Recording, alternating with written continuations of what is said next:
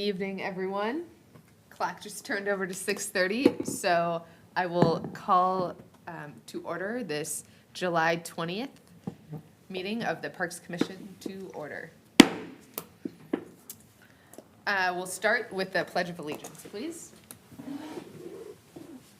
I pledge allegiance to the flag of the United States of America and to the republic for which it stands, one nation, under God, indivisible, with liberty and justice for all. Okay, I'd like us to have a quick look at the agenda. Adam, we're going to do some Just during public comment, we'll just have a Public comment comment from first. the mayor. Okay, great. So with that slight adjustment, is there a motion to approve the agenda? Move to approve the agenda with the one change to moving up the public discussion comment. I second. Okay, all in favor? Aye. All right, motion carried.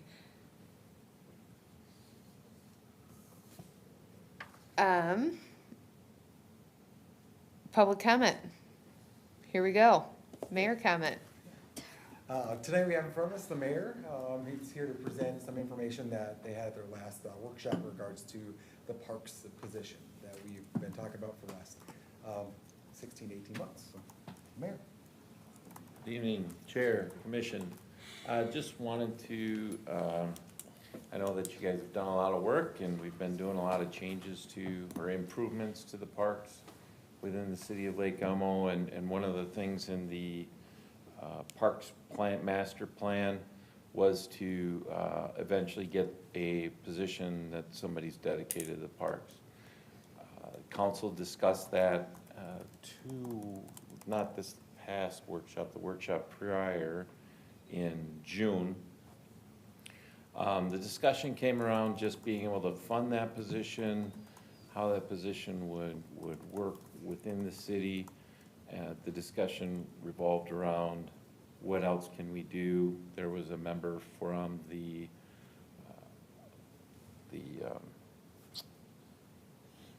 what is it, this summer, or the school districts, drawing a blank, sorry. Community education. So it really came down to right now that the council at this time doesn't feel like we have the value to put into a position for the parks dedicated, and to work with the community ed program more thoroughly to use our parks and locations for people not only in Lake Elmo but also in the surrounding communities through community ed. Really trying to stay focused on the strategic initiatives that were set forth back in January, February when we had together. So some of these items are gonna take longer for us to get to, both financially and maturity-wise from a city. At least that's our thinking on the council, that what kind of came through. So I'm available for any questions if you have any regarding that. Great, thanks for that update. Any questions from the commissioners? No, I appreciate your feedback, because I think it's important, even though we don't necessarily do everything that's in the parks plan, that we address those things, and this is one. The decision was made not to go ahead, and I think that's a good way to go, a good way to do things. So thank you again for your feedback. Hey, any timeline on revisiting it? Yeah, I guess that's just gonna wait to be seen. We need to make sure that the city's there financially. You know, obviously, we're trying to reduce our debt long-term. There are other things on the platter. We are spending quite a bit of dollars on redoing some of the play sets in the various, I've seen some great comments on Facebook and other places where, I think it was even somebody not in this community noted the Pebble Park play set. Somebody said, well, where is that? What's the location? So I think with the addition that just happened in Lions Park, we're you know, we're spending some good dollars on those, so I think it's gonna take, we'll see how community ed progresses, see how that works with the city, using the parks, and then progress on, you know, it's almost like a, what's the population that it takes to kind of determine that we have some surrounding communities that do have dedicated park recreation employees. We have some that are relatively to our size or a little bit larger that do not. And so it would be something that would progress along those points. One quick question. So, was the community ed representative able to speak at all about the, you know, the support that they might be able to provide in terms of bringing grants into the city? Because I know that was one component of, that was in the master plan of potential dedicated person was about, about making the financial side work. Is community ed more on the programming side or more on the, like, bringing in investment side, or do they kind of toe that line? I think it's more of a programming side, and they work with Okay. individuals that want to do something inside the parks and make those opportunities available within the school district area, really. So, you know, potentially people all the way from Marina and St. Croix down to Afton, over to, down into Woodbury and over to Oakdale could participate in the continuing or community education program and use our parks for those purposes. Okay, thanks. Just knew that this was something that was on your mind and wanted to make sure that we addressed it with you and didn't leave the hanging chad, so to speak, and have some communication so you were aware of what was going on in case you don't have an opportunity to watch the workshop videos. So, Yeah, thank you. Thank you. I appreciate it, because I think tonight's discussion on the sports complex, and as you mentioned, as kind of like Elmo evolves, I think maybe as time goes on, as Peter mentioned, perhaps revisiting it when it's financially feasible to do so, and when there are enough things that become difficult to maintain. So I appreciate the update. thank you, Commissioner. Yeah, likewise. All right, Okay, thank you. thank you. Thank you.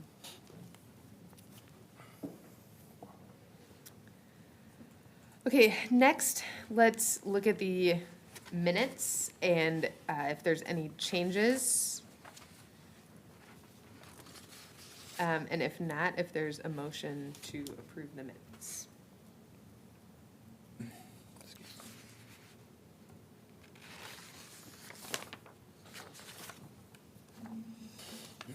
I just appreciated that the staff present was captured in the last meeting, so that's great.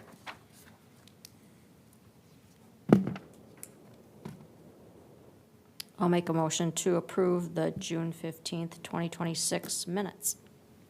Thanks. Is there a second? I'll second that. All in favor? Aye. Right, motion carried. Thanks, everyone. Moving on, we'll get an update from Jason about the 76 acres. Thanks. Good evening. Just wanted to give you an update on the 76-acre park. As you know, we've been through a couple of meetings. We had a joint workshop, did an update in December with the Parks Commission, and then released the RFP in early June. We were looking for 4 main tasks. The first one is really a financial analysis for the sports facilities, different scenarios. We talked about artificial turf. Is it going to be a tournament-type facility? Basically having someone look at that, looking at the needs, working with the sports associations.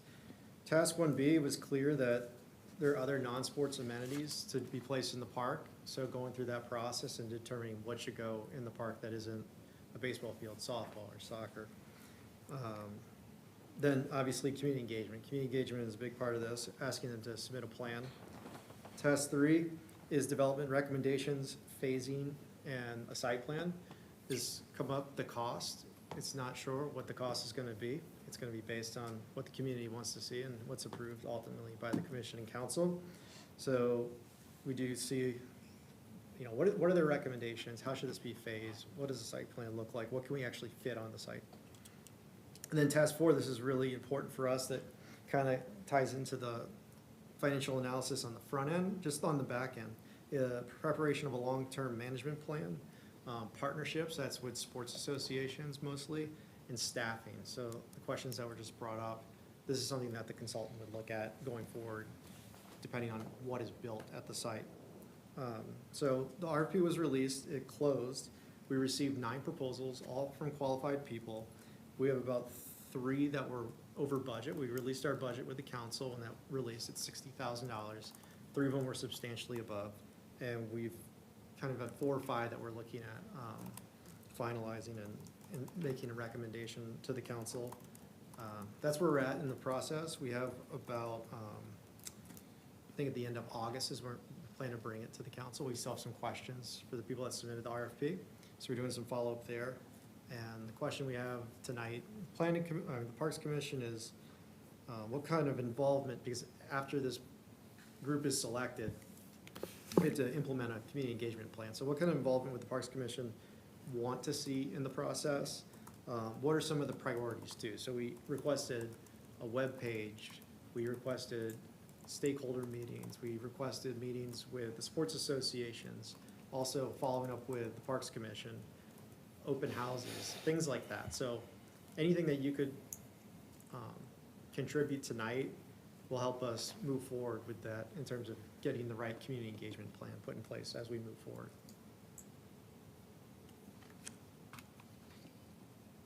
Great, thanks, Jason. Does anyone have any questions first, and then we can transition into more of a discussion after, but if there's any questions about the content right now. So this is officially going to be a Lake Elmo park. Yes. Okay. As opposed to? A ball field, whatever, because what I'm going to say next is that if it is a park, then our interface should be basically as we do with other parks, where we approve the facilities, we approve the layout, we have the usage guidelines that come out under the Parks Department. So to me, that answers or input for a lot of your stuff is, and Adam knows the kind of stuff he brings to us. But every other park, that's the things that we do, okay? So if you're gonna put a pickleball court, we would be involved with it. If you're putting a whatever, and then we set the rates for the ball fields everywhere else. I assume we'd do the same thing with this. But that's my input. To answer the question though, in terms of the sports complex or a park, I mean, it's a park, right? But in terms of how much programming, does the programming look like? Obviously, that hasn't been determined yet. That's going through the process. And I realize there might be the point, you made some major exception, but I think that's that method serves as a framework at least going forward. So your point is that there's a process that we Right. already use for a lot of these Right, and things. why would we invent something different unless there was some specific thing? Are there any other questions right now?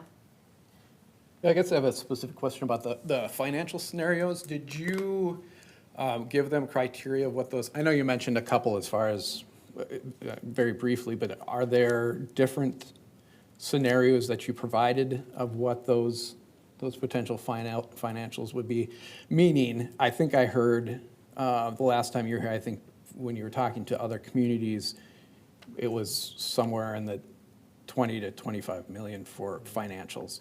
Did you give any instruction to say, hey, here's option A for less, here's the middle one, here's the all-out Cadillac version? Is that something the RFP had? Yeah, so it gets into number of baseball, softball, and soccer fields. So based on the work that I've done, those are the 3 associations Okay. that we're looking to move forward.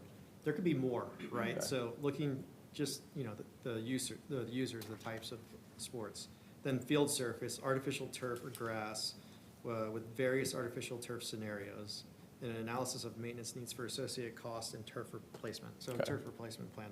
So all turf scenario, turf at ball fields, grass at soccer fields, and then turf infields, or, you know, certain fields are turf, like, you know, whatever they can come up with. So we're looking at, basically the price of the turf, right, which we know is gonna be expensive, Okay. and then the replacement cost of turf, which we know is gonna be expensive.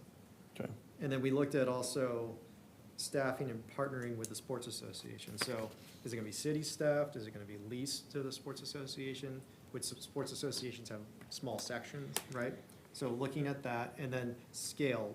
Do people wanna see a tournament level facility, or is that not needed? So we want something that is consolidated. Baseball, you have maybe 4 or 5 fields, but it's not to that level of trying to draw tournaments. So looking at that and looking at the revenues that that could potentially bring, and does that even make sense? Because it would be really nice to have, but we can't really count on the revenues to pay for the artificial turf long-term. And then field lights. I think we would probably want field lights, but I mean, just looking at all those scenarios where you could cut costs, if that's where the direction the commission and the council want to go. And then we're looking at locker room facilities, concession stands. We talked about, you know, instead of having concessions, maybe you have food trucks, right? So you have different ways to cut costs there too. So that's part of it. Yeah, I guess, so the other component is the various list of amenities, and they're not even amenities, other facilities, pickleball, pavilions, hard surface courts, amphitheaters, I think is listed. I've heard discussion in the council about a central play facility, which would be quite costly. So I guess my point is, when we're talking about getting the different financials from, in the RFP, and somebody's is gonna do that work, when they present it for, I just wanna understand the process. When they present it to community for review, approval, input, are there going to be various structured layouts about costs so the community is able to make a decision, or is this going to be community-driven, and then we add up the cost afterwards? I want to kind of understand that. Yeah, I was just looking back at the RFP. The intent was to add that as a 1B as opposed to just like more community engagement and figuring out like what do you want? Because there could be features that are really expensive, right? Or the Right. maintenance cost may be really high. So that also is part of that financial analysis. So like, for example, I don't know, I'm gonna just throw out there like clay court tennis, right? If someone wanted clay court tennis, like what does that look like, right? That could be really expensive to maintain. But other things maybe not as much, so. Yeah. Yeah. Well, that's, I guess, this isn't a question, just a comment, but I'll say it anyway. That's where I'm trying to parse down. A lot of times when we're on the park commission and park staff, and the master plan kind of lays out needs already, and we have a good grasp at needs. And I think some of these things we could probably drive or make a decision on the front end about what we would actually be spending money on versus what we shouldn't. And so I guess I'm echoing some comment that's already been made as far as the question of being involvement, or how we're involved, I think is pretty important. How the commission is involved and how we help drive this. And I'm just trying to understand, ask questions, understand how this process works, because it is a fairly large process outside of what a normal park that we do. But by and large, it's probably the same process. I mean, it's what are the needs and what can we afford and so on and so forth. I just have a quick question about the proposals that came in. Did you find that the proposals, were those contractors, did they have a range of experience with these various potential uses? Or was there a lot of specialization for like, oh, this group builds youth sports facilities? And how are you kind of going to evaluate which one you're gonna select? We're going through the scoring process right now, so we have a matrix, and we're going through looking at the points for community engagement, making sure how robust their community engagement is. We ask for hours and rate, so we understand how many hours they Okay. plan to spend. Definitely some, like we have local people that are used to building in the area, Iowa, Wisconsin, Minnesota, sports facilities and parks. A lot of times we have a facility here and then, just more, I would say like open space type, you see that. We also have maybe one or two that also did really large projects. They would tend to be very expensive, but real stadium type projects, right? So we got a pretty good range. So I think some people read it, sports complex, and said, oh yeah, we build, $100 million facilities. We would wanna, try to get this RFP, but, Okay, that's kind of what the range that we. okay, so Yeah. like, literally everything is what you kind of saw come in. A little bit of what we would expect, right? I didn't expect to see a large facility. I think someone worked on like an MLS soccer stadium, right? So like, I wasn't expecting that, but, Okay, that's helpful to know. Is there either part of this, or maybe it's already been done, or it's done in other places, is there going to be an environmental impact review? I don't think that's part of this scope. But it's something we can consider in the future. Right. Everything from, drainage to the environment around the area. Yeah, we'll look into it and see if it triggers a environmental assessment worksheet. Okay. But, at some point, we will have to go and do all the engineering, traffic study. I know Right, that's been right. concerned, especially if it's a sports complex and what that looks like. We just don't know yet. One of the things that was discussed was using a reuse pond for irrigation. It's required of new developments. So we would have a pond that we would use for irrigation, a reuse system. So that was discussed, just because that's the city's policy for new developments. Okay, any other questions before we transition into a discussion about what type of involvement we want to see? I'll try and make it quick. I've heard stadium style a couple times, stadium. I think the input from that is probably coming from associations, or maybe even as in minorly, or Town ball. I don't know, town ball or whatever it is. Do you anticipate how we would weight associations and leagues or whatever it is that want to have the grandest thing versus what our community needs, and how you plan on weighing that, deciding that? So that's something we talked about, and it's kind of a wish list when we talk to them. So it isn't like, we don't want to be here if we don't get this facility, right? But just talking to high school, for example, one of the things they said is they would need something that, softball and baseball, but they're not looking for a large-scale stadium. It's kind of hard, it's kind of like a stadium light, if you could, just better covers, maybe Yeah. some sense. So, I think it's just gonna come out with the commission. It's gonna be a question when you go through this process, is something, you're gonna hear feedback from the sports associations, right? I think that's a decision that you're gonna have to make with the council, because it also comes back to the cost at the end of the day, what everyone wants to spend on this project. Yeah, I guess that is one of my, and this is kind of moving over into comments now, or discussion now, but, that overarching question of what do people want to see in terms of soliciting community feedback, right? That, of course, there's going to be, of course, folks need to advocate for what they want to see. And it's going to be, it feels like it will strongly be influenced by that, but I think that if this is truly going to be a community park, that's not a specific association's park, that's not these different interest groups.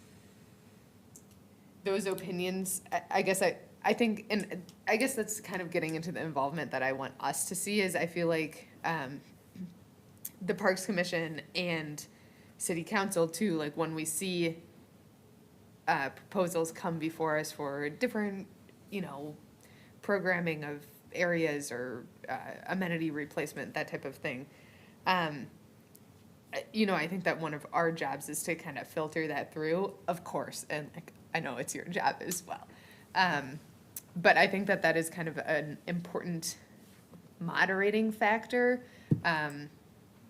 so that input's weighted correctly and that it's not over so it's not out of balance, I guess.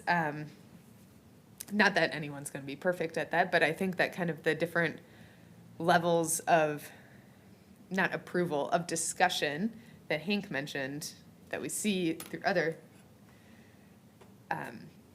steps of reviewing something is what I want to see. Yeah. Okay, so now let's transition to discussion. I'll start. I guess I look at this completely differently than a normal park we review. I mean, we could be spending 6 million, we could be spending 20 million. I know the city's not a fan of task forces, but I thought what we did with the master plan worked fairly well. And I envision something like that for this, where you could bring the association representation, community representation, park commission representation, high school, council, staff. I think this has a big effect on all of our other parks.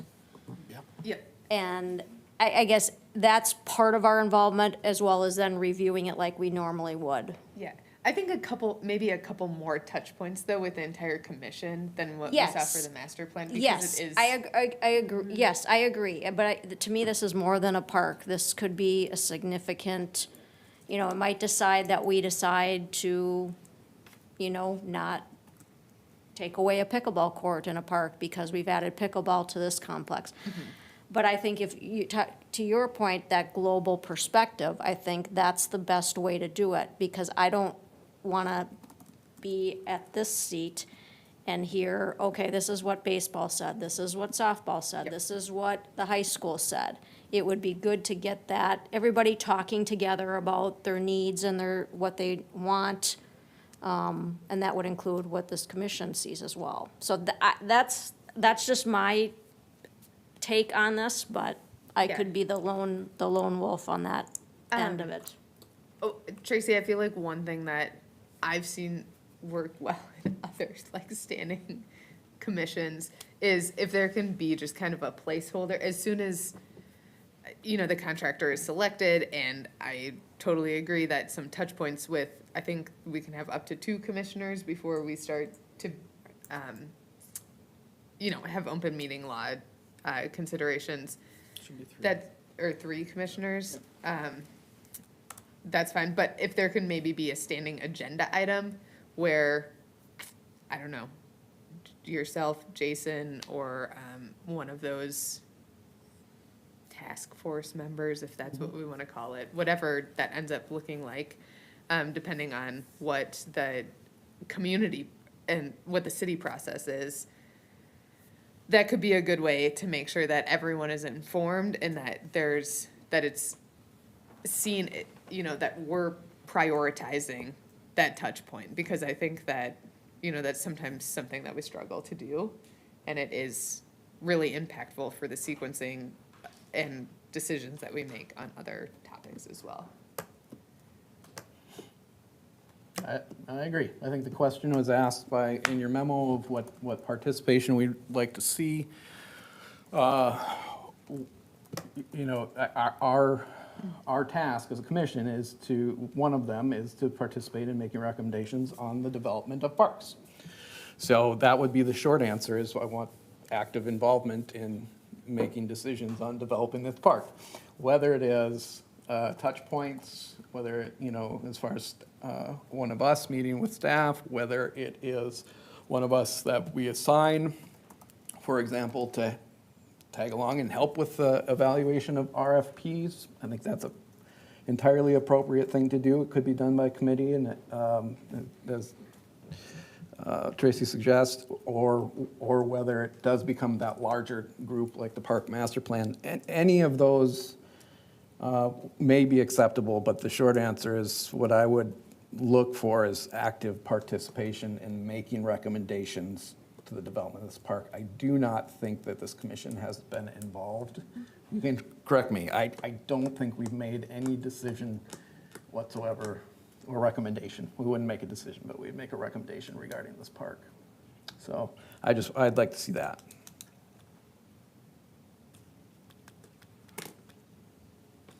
Okay, so right now I'm hearing kind of three asks, I guess. We'll call it a task force with commission involvement, a standing agenda item during regular commission meetings until this has been completed. And as a commission, we want to be recommending to city council the staff's recommendations that are coming before us, before we're going to council. As we would do with any other park. Yes.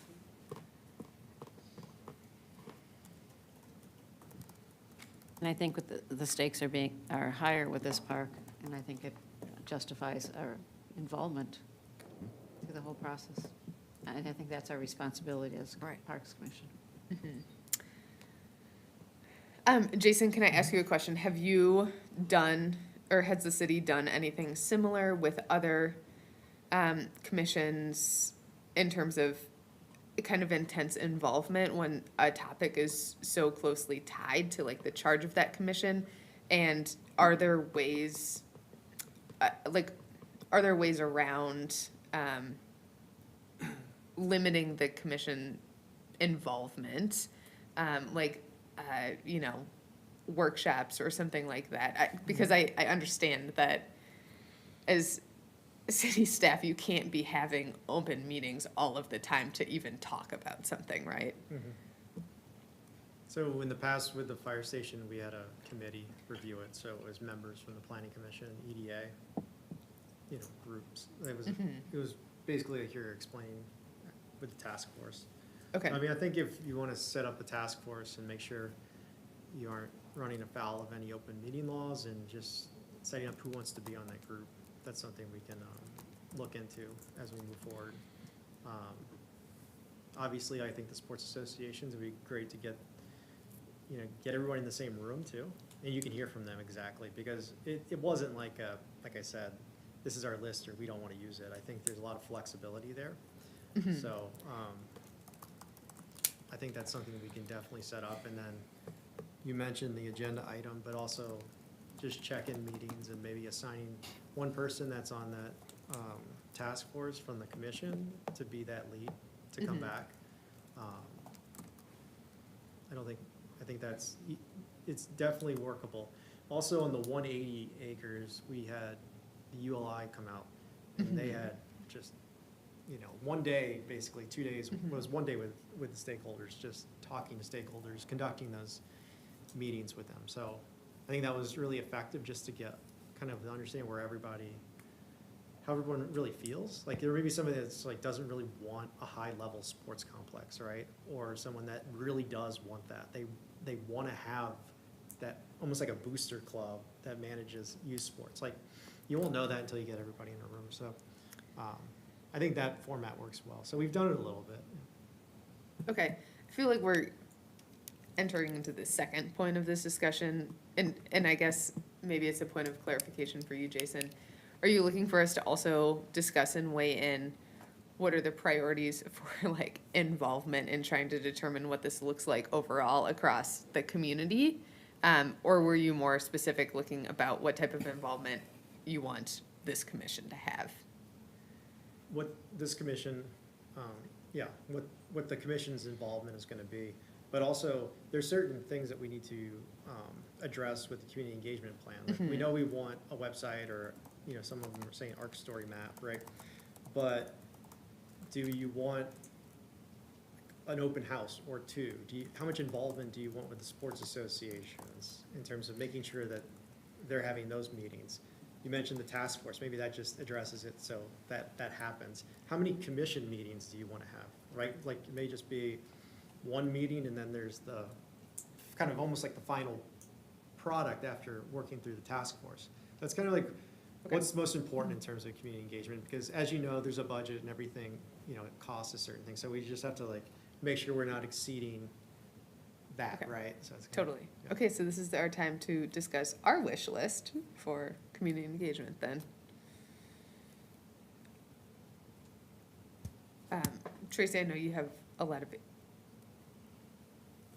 experience here.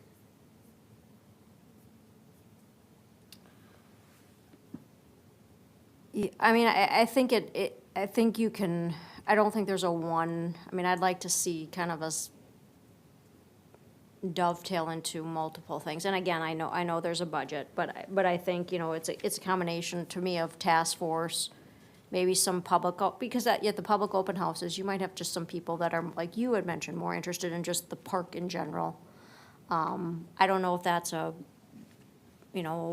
one-time, depending on timing, a one-time or two-time thing. Certainly, I think you could do input at some of our events that we have already in place, and there's no cost to that, so we can get input there. And then I think staff still needs to probably meet, or probably still needs to meet individually with the associations in the high school. I mean, even if they're on the task force, I think it's still important to have those one-on-ones. Yeah, like focus meetings separately. with stakeholders. Yeah, and maybe it's more, maybe it's community ed. I mean, the mayor just talked about asking community ed to activate our parks. Well, now we've added, that element, maybe, we'll see what happens, but, I think I'd like to see it laid out in terms of the timing and just, if it's RFP, you get the RFP back and you pick whomever, and then that's when it starts, and then identify if you want to go the task force route. I just think that's the simplest way to kind of get that initial global engagement, and then some open houses, I think staff still, and then regular, I mean, I think we'll have to decide, depending on how quickly the process goes, what meetings we would have with the council, or just discussion with the commission. Again, there's no cost to obviously us getting updates as a commission, and certainly meeting with the council in a workshop, perhaps 1 or 2 times. I guess it just depends on how this proceeds, because it could take a while. So right now, the timeline is about 4 to 5 months. One thing I want to add to is we are using a platform called Polko. It's part of the National Community Survey. So we've used it before on the 180. So one of the reasons this is taking longer than I wanted it to is we're trying to align it with the NCS. So this group would be able to formulate questions that would be part of the larger NCS, not just for the park, but specific park questions too. So we'd have a survey with that.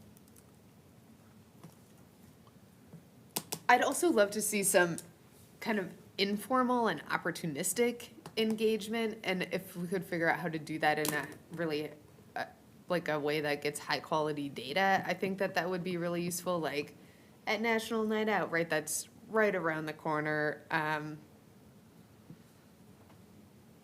There was a huge attendance last year, right? I feel like we're kind of, that 4 to 5 month, or 4 to 6 months window means that, I don't know, maybe some of the winter type community events would not make the cutoff here.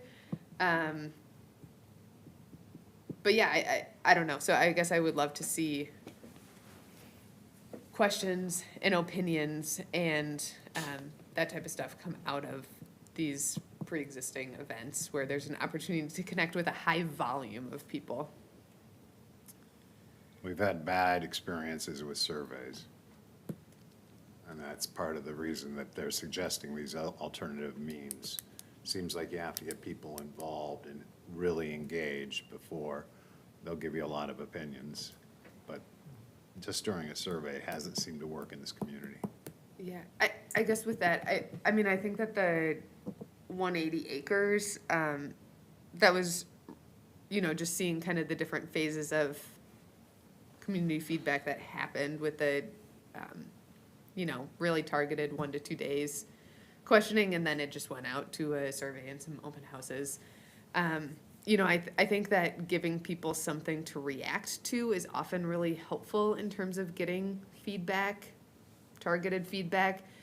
But then I think that there's also the risk there of having something too far along that it's constrained what that feedback looks like. So I think somehow like towing that line would be really helpful in terms of when you're looking for that global engagement, can it happen twice, right? Can it kind of set some intentions, and maybe that's something more informal, And then can it, can you push that forward, or if you need to, kind of readjust a little bit? Yeah, I like the idea of having, I'm just thinking from past experience, not community-wise, but in the business world, doing surveys and doing qualitative. Getting the qualitative feedback early, and then the quantitative feedback is at a different phase. To your point, like, because you can use some of the qualitative or the informal sessions to get the opinions and sort of then kind of narrow it down some versus having, which is really positioning that engagement, given that framework, I guess. I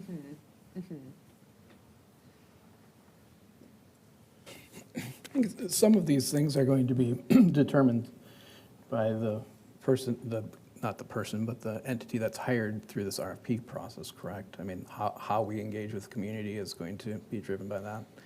So I guess I would be in favor of just, if tonight, coming up with something concrete, and I guess I'd look for your input about whether we would want to, whether we make a recommendation to the city council or however this happens, but for one of us to be involved in the RFP evaluation process, whether that's something you're all interested in. Because that seems to me concrete. It seems like some of us have some experience with this and could certainly lend a perspective that is within our purview. And again, just something concrete that we can decide on. Thoughts? No thoughts? No, I agree. I think anywhere along the line where we can have input or listen and report back is really helpful. Yep. I think as to take on about the input from the community, we've got the night out, there's the September citywide activity. There's going to be things going on with the new school opening. I wonder if the school district would allow us to have something there, because they'll have lots of things going on. There's lots of opportunity to get input. And I think we should try to do that wherever we can along the way, at the front end, and then once we have some things more firmed up, possibly get further input to narrow things down. From your perspective as staff, is that a possibility? To be involved in the RFP. I think if you want to assign one person that we can work with, so that way you're informed, it's fine. I mean, would like to know tonight, because we're on a Yeah. timeline, so if there is one person that wants to do that, then just let me know. Yeah, I was gonna ask Jason, what is your timeline for that? And, I mean, again, some of these things would be determined based on your contractor, but do you and your staff have a standing weekly, couple times a week meeting for this that we can kind of use to figure out, okay, what do our availabilities actually look like? Because it's not helpful to be involved if, Are we talking about the task force, or? I guess both. Right, so right now, we're going through the RFP process. Yep. And we have scored the RFPs. We have follow-up where we are gonna have questions for basically the top 4 or 5. So we're in that process right now. So if someone wants to be involved, we would need to know basically tonight, just so we can share that information. If one person in the commission, just, Well, I can ask it a different way. Did you intend to have this go before the Parks Commission as a part of the RFP approval to go in front of the Parks Commission? it was not set up for the approval. It was set to go to the council. Is that something we would like to see in lieu of having somebody? I think in lieu of, that would be appropriate. So what we can do is we can probably have the finalists, how we typically submit it to council, the finalists, and then you would get to see the packets and the pricing. So the pricing is confidential until it's selected, but we could send that and put that on the schedule. That would work.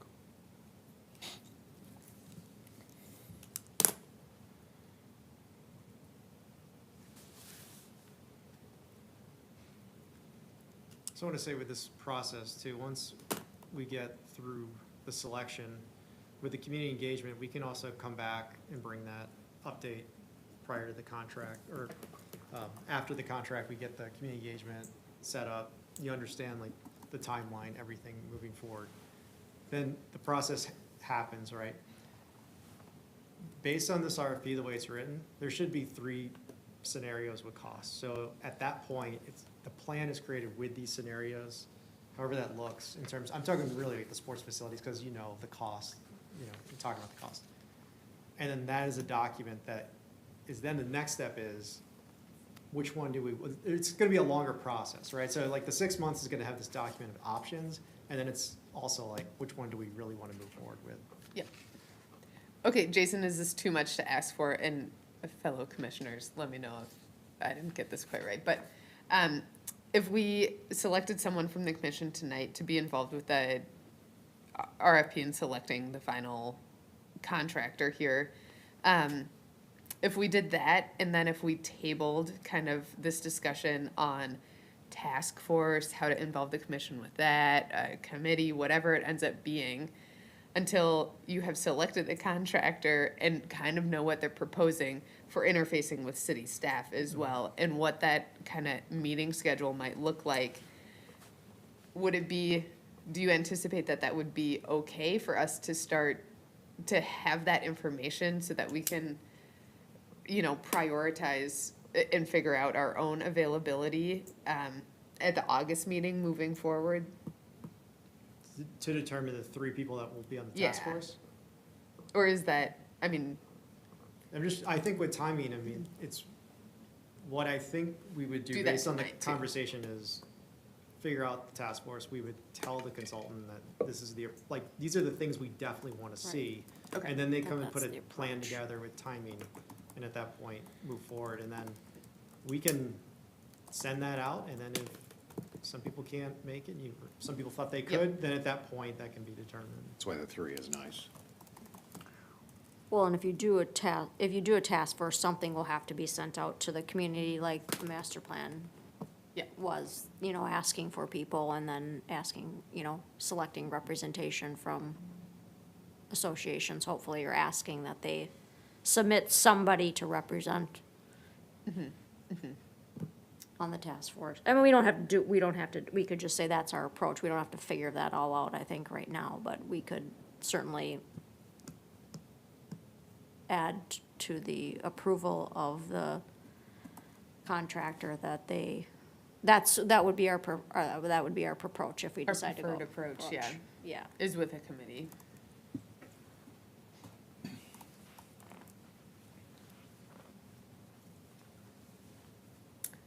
Okay. So I think if the commission agrees, we need to kind of select someone that we'll recommend. Jason will reach out to and think about being involved for the RFP, the remaining components here, selecting that contractor with that information. Are there any nominees, I guess? Self-nominees or other nominees? Peter, you've expressed a lot of interest. No, on I that. guess, as we discuss this, part of this process is to get the information. As I discussed this, I think if, I would be satisfied if we were involved in making the recommendation that it come to us as a group, the RFP, the selections, before it gets and we make a recommendation. To council. As well as staff, obviously, makes a recommendation to council. I think that, to me, is an acceptable way to go, rather than have somebody, Yeah. it sounds like at this point, jumping in the middle of it. Yeah. It sounds like Right. you're well in the. And we have scorecards too, so we're going through the process, we're giving scores for we're giving scores for cost, right? So when we bring it, it's gonna have the scorecards and the background of what we're recommending and why. We'll probably call out certain things, that's something we've already discussed. And then we present it just the same way that we would to the city Okay. council. So you would see that, and then you would see the pricing, and you would have the Okay. hour breakdown and kind of the financials and. Well, that sounds great.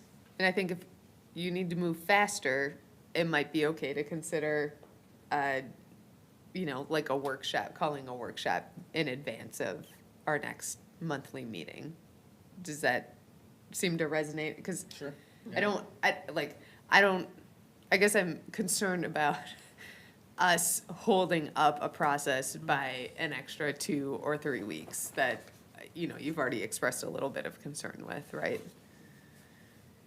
So I feel Well, like, if we don't appoint anybody, my suggestion is that we do kind of appoint the chair and vice chair as points of contact, if nothing else. So if something happens tomorrow morning and you need some input from this group, then there's a person or 2 persons you can get a hold of. That's my suggestion. yeah. And then I think we should also select an alternate to Tracy and I, so that we have 3 in terms of thinking about detailed involvement, if that is Sounds like a good acceptable idea. with open meeting laws. I guess, Jason, does that, if we would wait until, for you to bring that back to our August meeting, is that too late? Or do we need to have think like you said, have a separate meeting to look at the proposals so Let me you ask- can get it to council? Yeah. Ashley, do you know when we plan to bring it to council? We plan to bring it to council on 8/18, so this would push it back regardless. Gotta do it tonight, guys. So we can just push it back, 9/1, I think, would be I the mean- next date. Right. you could also do a special meeting, I Yeah, I was think. gonna say, I think or- a Just special, mention that, like, I think we should do a special meeting so that you can keep that Yeah. 8/18 Right, yeah. schedule, and that, this can just be a more transparent process, I guess. And Ellen, I'll just Yeah. follow up with you in the next couple days, and we'll Okay. figure this out. And then, I think I heard task force, 3 people, that can get decided, whoever wants to do that, when we Yeah, have at more our next information. meeting. We're gonna bring this back to the commission in terms of the finalists, you'll see the Amazing. background, and then you can go from there. That sounds great, and that's really helpful to know that 8/18 is what's on the calendar too. Okay, that was a lot. Thanks, Jason. All right, thank you. Is there anything that anyone feels like we've left out as kind of a summary point here? It's a lot, but it's what is expected, I believe. I'm pausing because I do want to, I'm inclined to back up a bit about a specific item on here about how this property was chosen and and how that process rolled out, and in the context of, again, hearing sports, stadium, amplified, potential amphitheater, whatever that word is, lights. Do you know, has anybody done any sort of evaluation of how this would impact potentially Lake Elmo Park Reserve, Sunfish Lake Park, which it's housed right between? Has anybody, through the purchase process or any other process that you're aware of, talked about that? In terms of affected how? Again, sound amplification, light, traffic, noise. My main concern, when I first saw that property, we weren't involved at all in that property. When I saw that was the decision was made, I thought, oh, okay, that is what it is. And I was picturing a kind of a pinwheel sports complex. As this has been rolled out, I'm getting a different picture, and I understand we don't know exactly what that's gonna look like. But it looks to me that it has very good potential to be a lot bigger than just a pinwheel ballpark. MLS Stadium. And at that point, I start to think about mainly amplified noise and the amount of traffic and activity that happens really at a sports complex. I spent some time down in Woodbury because of my nieces. This time of year, constantly. I mean, it isn't, if we're talking a sports complex, it's not a Tuesday evening thing. This is constant. So it's just hit me, and I realize this is kind of late in the process here, but that question does come to mind, and I think it's maybe a worthwhile question for us to ask before we go any further, whether it merits evaluation on sound, noise, the noise, the light. Yeah. I think the Nature Center does stargazing events. Does that get effectively canceled because of lighting? I don't know. It seems to me that potentially, I want to discuss this with you, to say, do we want to discuss that as a consideration? Is this a consideration? I would like to piggyback about the effect on the wildlife with the Yeah. traffic, the lights, the noise. You know, Susie Dunn has talked about, I don't know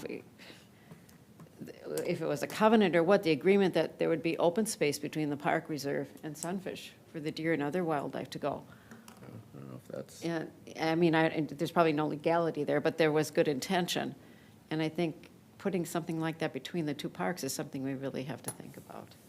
Yeah.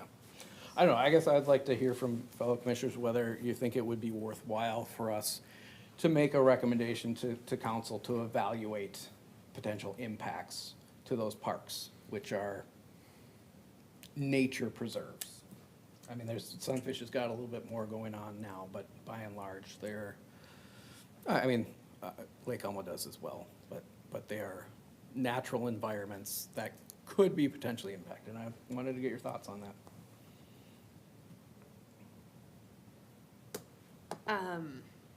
I guess I do have thoughts from a, like endangered and threatened species perspective. I think that there's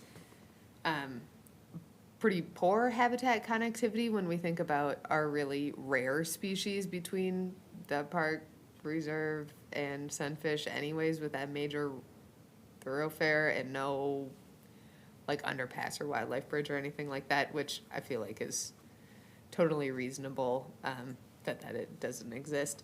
So I guess I don't have any like legal concerns in terms of like heavy environmental impact language. But I do think that overall, like it's a common concern that we hear is how to mitigate adverse effects on the community. And I think in this case, the community is involves two parks, right, that are these open space areas. And so if there are things that, the folks that are more heavily involved with the programming, the kind of future plans, right, like of the transportation corridors and, build out of the park reserve, if things are going to change there, I mean, obviously, I think it would be prudent to know that so that you can kind of mitigate any adverse impacts before those negative consequences are realized or it's too late in the game to do anything about it. No. In terms of noise, in terms of light, in terms of increased traffic. One of the difficulties is, as you said, is because of the wide range of scope that they're talking about here, they almost need to kind of get to the point of get a little bit of an idea, because if you don't, like if you put a pickleball court and you come out and you say that, you're gonna get noise, people who are gonna come out and say plus or minus or whatever, okay? So a little this will come out in this process as you're figuring out how big of a box or how big of a facility you've got. Oh, we're gonna have parking for 3,000 cars. Well, that's different than another configuration. So some of that has to go progress, but the warning to you is that we hear this all the time in parks, okay? So that's why we're a little sensitive to it. And sometimes we've gone down that road too far. So it definitely has to be part of whatever this process is to figure out how many ball fields will determine how many lights, and how many lights will determine how much low overflow lighting there'll be. So there's a lot of different aspects that are determined on that size and exactly what are the things that are going in there. Chair, so we can potentially move this along, would you take a motion so we can? I would take a motion. Or Jason, are you looking for something that formal? To complete this? Yeah. No, I mean, No, I'm saying regarding what we're discussing right now. I think we would talk. I think we can always propose a motion. Yeah, I just want to kind of move it along. I think we're, I don't want to get bogged down into discussion if we don't have a motion, is what I'm trying to say. Would you? I would make a motion to recommend to city council an evaluation of how the sports complex may impact Lake Elmo Park Reserve and Sunfish Lake Park to determine whether it's an appropriate location for such a facility. Second?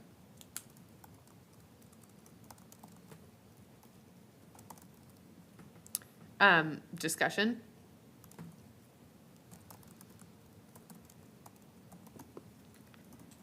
It's a recommendation. Yeah, it'd be, a recommendation to city council, that's what we do. it is. Yeah.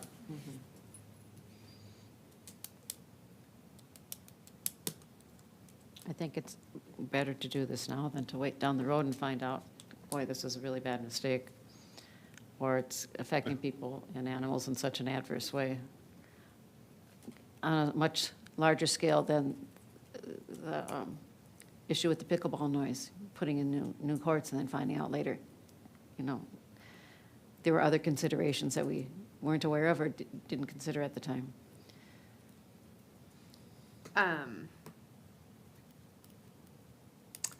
Peter, are you thinking something that you would like to see the contractor do something like this, or I guess like,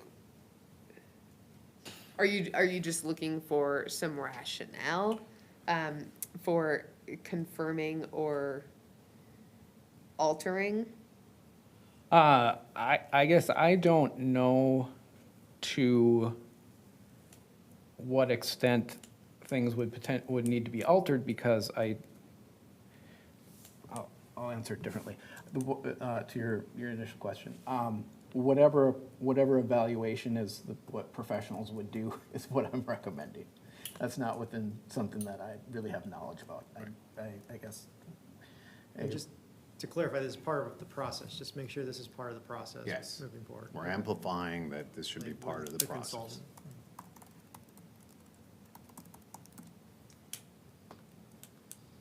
Because of our Yeah. vast experience in these types of matter.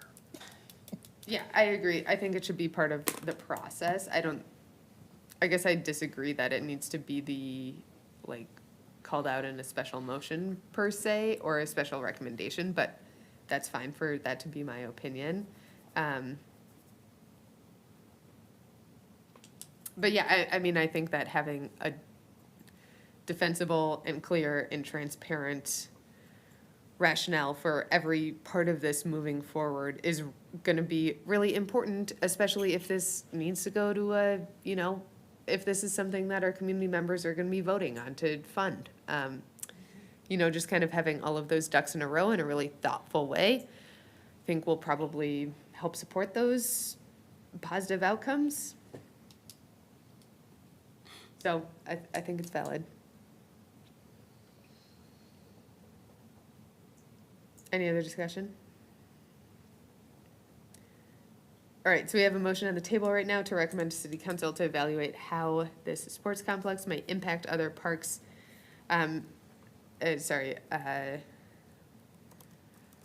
Lake Elmo Park Reserve and Sunfish Parks, to determine whether it's an appropriate location for such a facility.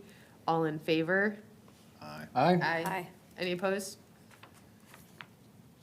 Okay, motion carried. Thanks.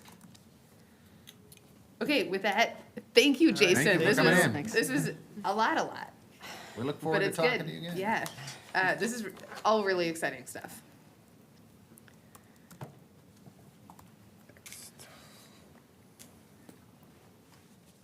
Okay, Adam, next, the Sunfish Grant contribution. Or archery? Is that correct? Is it a grant contribution next time? DNR grant. It is the DNR grant, DNR grant. yeah. Okay. And Tony will bring you up for public comment after Adam's presentation, is that all right? Okay, perfect, thanks. Thank you, Chair. Tonight with us, we have Larissa with Stantec as well as Verity. She is a community coordinator with Sally Manzera Center. They'll be presenting us tonight with some information in regards to the continued grant efforts that we've had for removing buckthorn at Sunfish Lake. Just keep in mind as we do go through this, they will be requesting or asking of the Parks Commission some additional funding potentially. So take that in consideration as we look toward that 2027 budget. So with that, I'll pass this over on to Verity and Larissa with their presentation.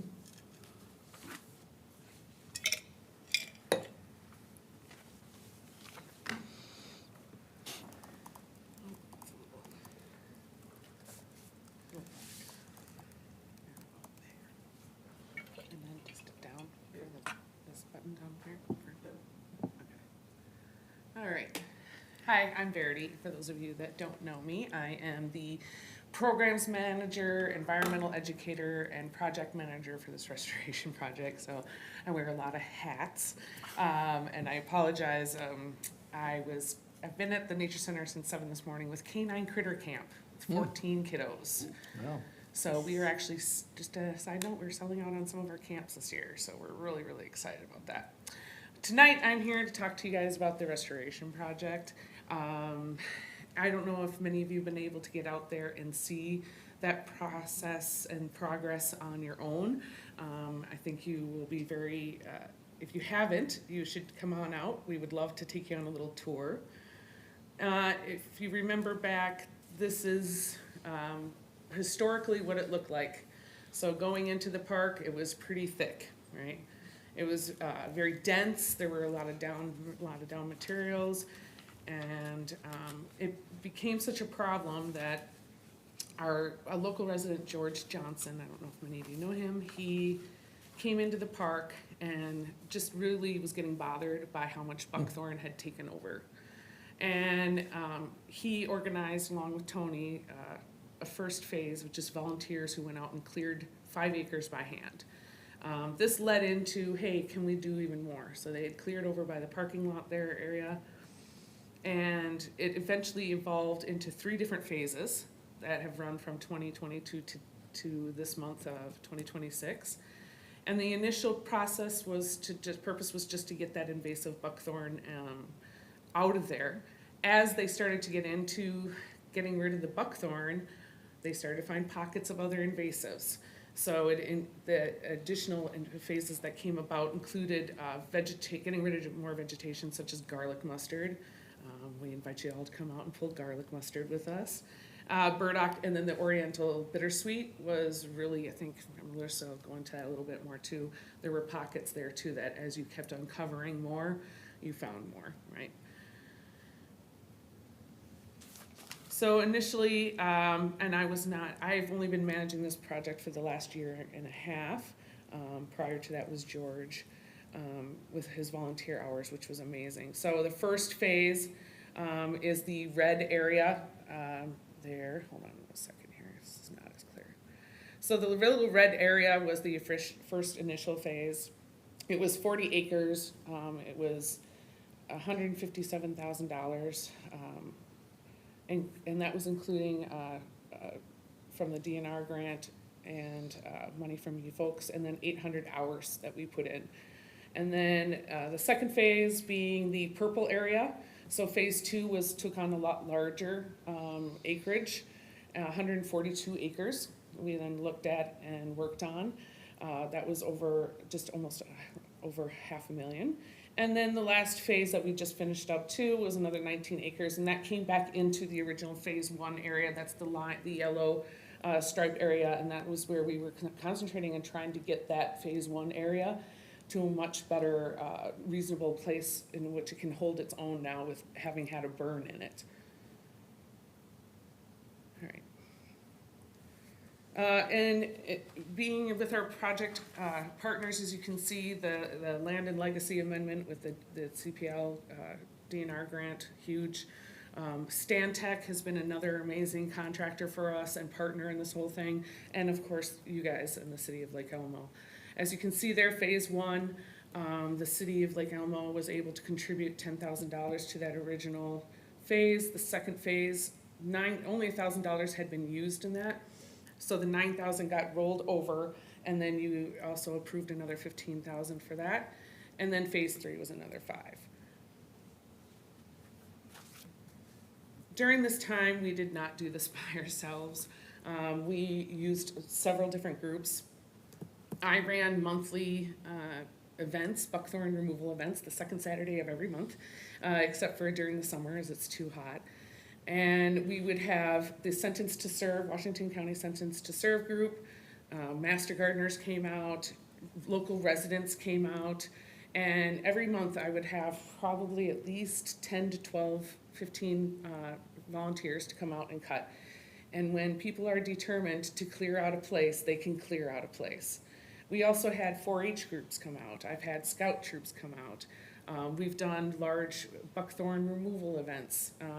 We've had our buckthorn days in October. We also, the staff and volunteers that work with Sally Nature Center have been really critical to what we got done here. This is just a little bit more about our volunteer contributions. Phase one, there was 400 hours pledged and we completed over 800 hours. And phase two, we pledged 800 hours and we did over 1,300. So it was very exciting to be able to have that much community. So it's really just become a thing that we do there now. You know, again, other groups are looking at us like, what can we do? How can we come and help? Where do you need us? And we're like, cut buckthorn.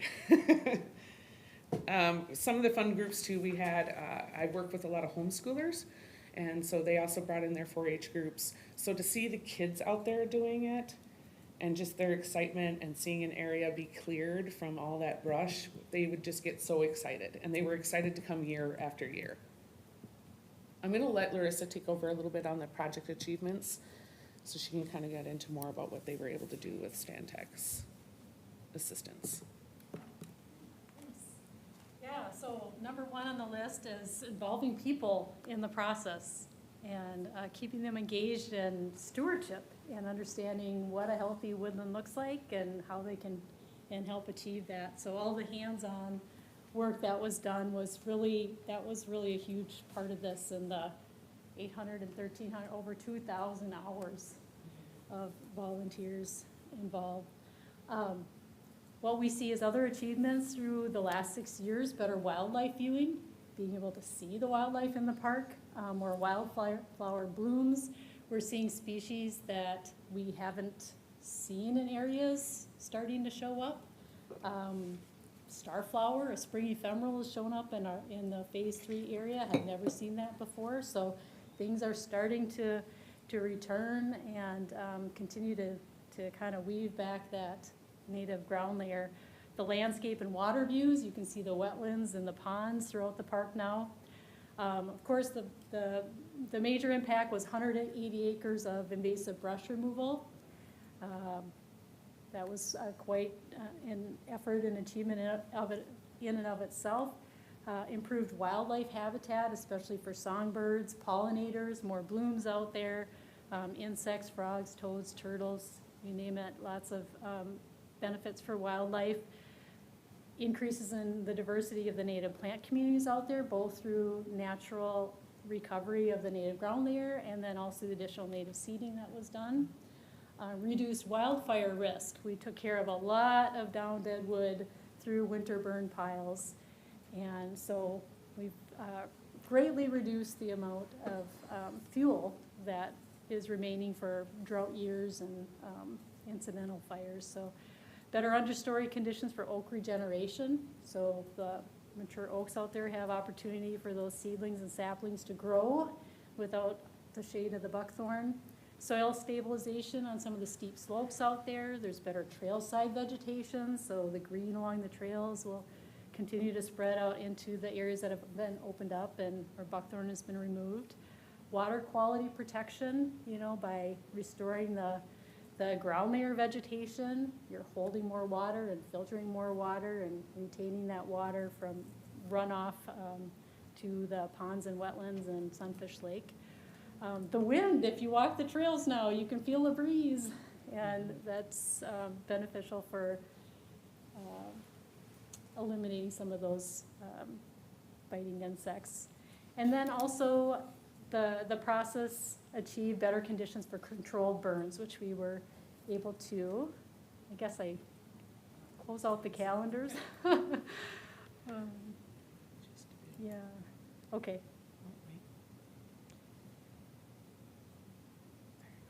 Okay. All right, so picture's worth 1,000 words, so we wanted to showcase a few photos from before and after. And so this first one is a photo point from the phase 1 area, the yellow hashed area, view south. And so this was a picture that Verity had up earlier before, November of 2020, before any work began. And this is what, what that same area looked like this May. So greatly improved open understory and a lot of wild geranium and native sedges and grasses coming in from the understory. In that same spot, just another view in a different direction.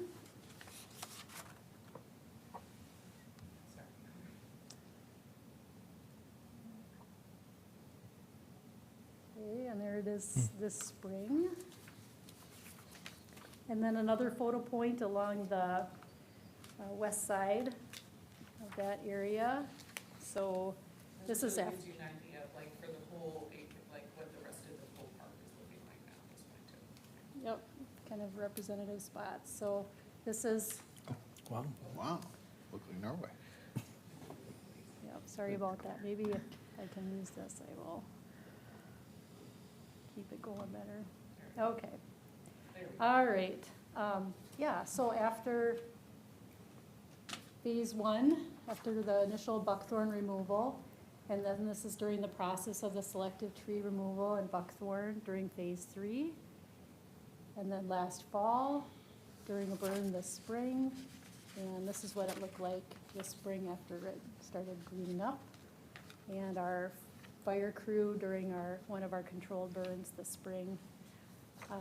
So in that phase 1 area where we went back and did about 19 acres more of work, we were able to burn about an acre of that area in 2023, but we were able to burn about 14 acres this spring. So here's the area that we burned in 2023. And here's just an example of the ground layer and the wildflowers in that burn unit. And then this year ago in the spring, we, as part of our phase 2 project, burned an area just north of the nature center, and how that area looked post-burn, and then the green up and the wild geranium blooms in the spring done through there. This past spring, more photos showing kind of post-burn, one of our burn units in April, and then how that same area looked in June of this year. So, and this is just a map showing in one of our burn units where we have burned areas and unburned areas. So we've left some refugia for those critters that are less mobile. So there's more work to be done, and that's part of why, in addition to covering what has been done in the past, but also propose additional work in a phase 4 scope. And some of the activities that we're recommending include some of the same things that have been done through the first few phases, but there's follow-up work. There's additional buckthorn resprouts and seedlings and saplings to work on. So another phase of work may include invasive brush treatments. So again, the same species, buckthorn, roundleaf bittersweet, honeysuckle, barberry, white poplar, and Amur maple would be some of the targets for additional brush treatments. Winter fuel wood reduction, continuing to work on some forestry mowing and consuming some of that down dead wood in a pile burn situation during the winter time when you have snow cover, safer ground conditions for burning. Reintroducing more prescribed fire to more of the park. herbaceous weed control, continue to work on burdock and garlic mustard and Canada thistle throughout the upland acres in the park, do more native seeding, and there's potential also to incorporate production of biochar from some of the dead standing buckthorn out there from the first couple phases of work. So some of that standing biomass could be burned during the winter and returned as biochar back into the woodland. So those are some proposals for phase 2 activities. And these are some of the locations where that work could occur, kind of in a general sense. I think in this phase 4 too, we're talking about also addressing like the driveway. So there's quite a bit of invasives that have come in that are sitting along that driveway now, and if we don't take care of those, it's that entry to the park, and we would like to really get that cleaned up. And just some other pockets that we weren't able to address. Also, because part of the time that we were doing this, the weather needed to cooperate in the wintertime. We can't bring out heavy equipment unless we have a really deep frost, and for the last couple of years, we've had like one. So we got one good winter at time, right, about one, where we were able to bring in heavy equipment that able to clear out large swaths. Because even though our volunteers have been amazing and we've put in a lot of time, we still couldn't have done that much without getting in some of that heavy equipment. I mean, our volunteers have been great. They're like goats on the hillsides, right? Like they're climbing up in the wintertime and sliding down, and they're trying to cut and dab those spots. So part of this next phase of what we would like to talk about is being able to address some of these other pockets that we just weren't able to, including the drive-in. Yep. So, and also as a part of a next phase of work, we'd recommend developing a forest stewardship plan. I believe there was one that was developed in 2015, and I know when we came before you in 2023 to talk about the project again, you brought up that need for a plan to take you forward after all of this work is completed. So that would be something that would be a logical task to include in this scope of work, so that you have that maintenance plan set with a budget and maintenance activities and ways that volunteers can continue to be involved in the stewardship going forward. So establishing what your new baseline conditions are in the park, setting forth what the maintenance activities are going to be, and then that will help you budget going forward. So, and then in addition to that, So we're coming into yeah, just in what we're looking to ask and for you guys to consider is, over the last 6 to 9 years, we've tackled 180 acres of that 284 acre park. We, again, just to reiterate, are trying to push another phase through there. So just to explain sort of your chart there, the CPL DNR Grant funding program allots up to $1 million to be spent on one site. This would be the last amount that we can ask for, right, before we've hit that $1 million mark. So as you can see, restoration is very expensive, right? And that's where we're saying talking about a stewardship plan is going to be really important, because you've gotten the money spent on that property already. We would like you guys to be able to keep that going forward so that you don't slip back, it doesn't slip backwards and you have to spend more money later on down the line, right? If we can keep maintaining this park, and it shouldn't be as deep, right?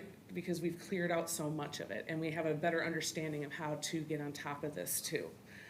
So these are all estimated numbers, so until I can get in front of the DNR and the CPL to talk to them about what our final numbers are, this is my best estimate, so take it with a grain of salt. $290,000 is roughly what we have left to be able to reach that $1 million mark. We need to then, as per every other phase, we have to contribute 10% as a community to show a great faith effort in this work. And it can come in cash and in-kind donations, meaning our volunteer hours.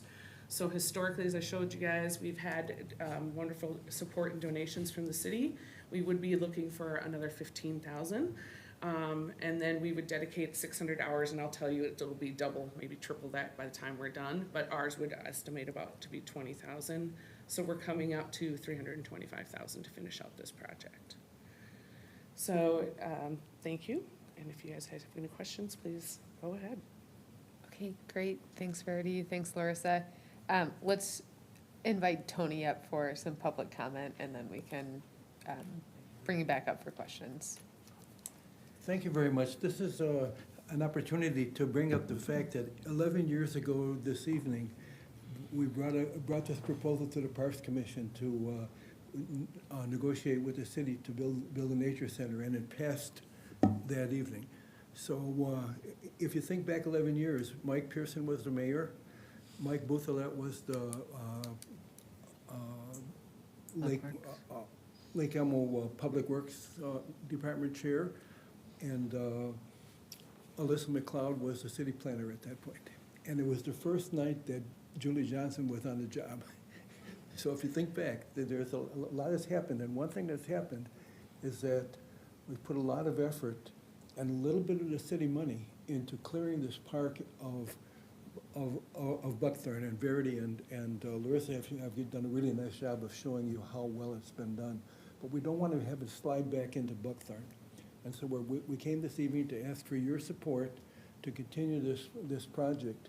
We hope to get another 3-year program out of the DNR for the, as you already mentioned, $290,000, which would put us on a maintenance basis.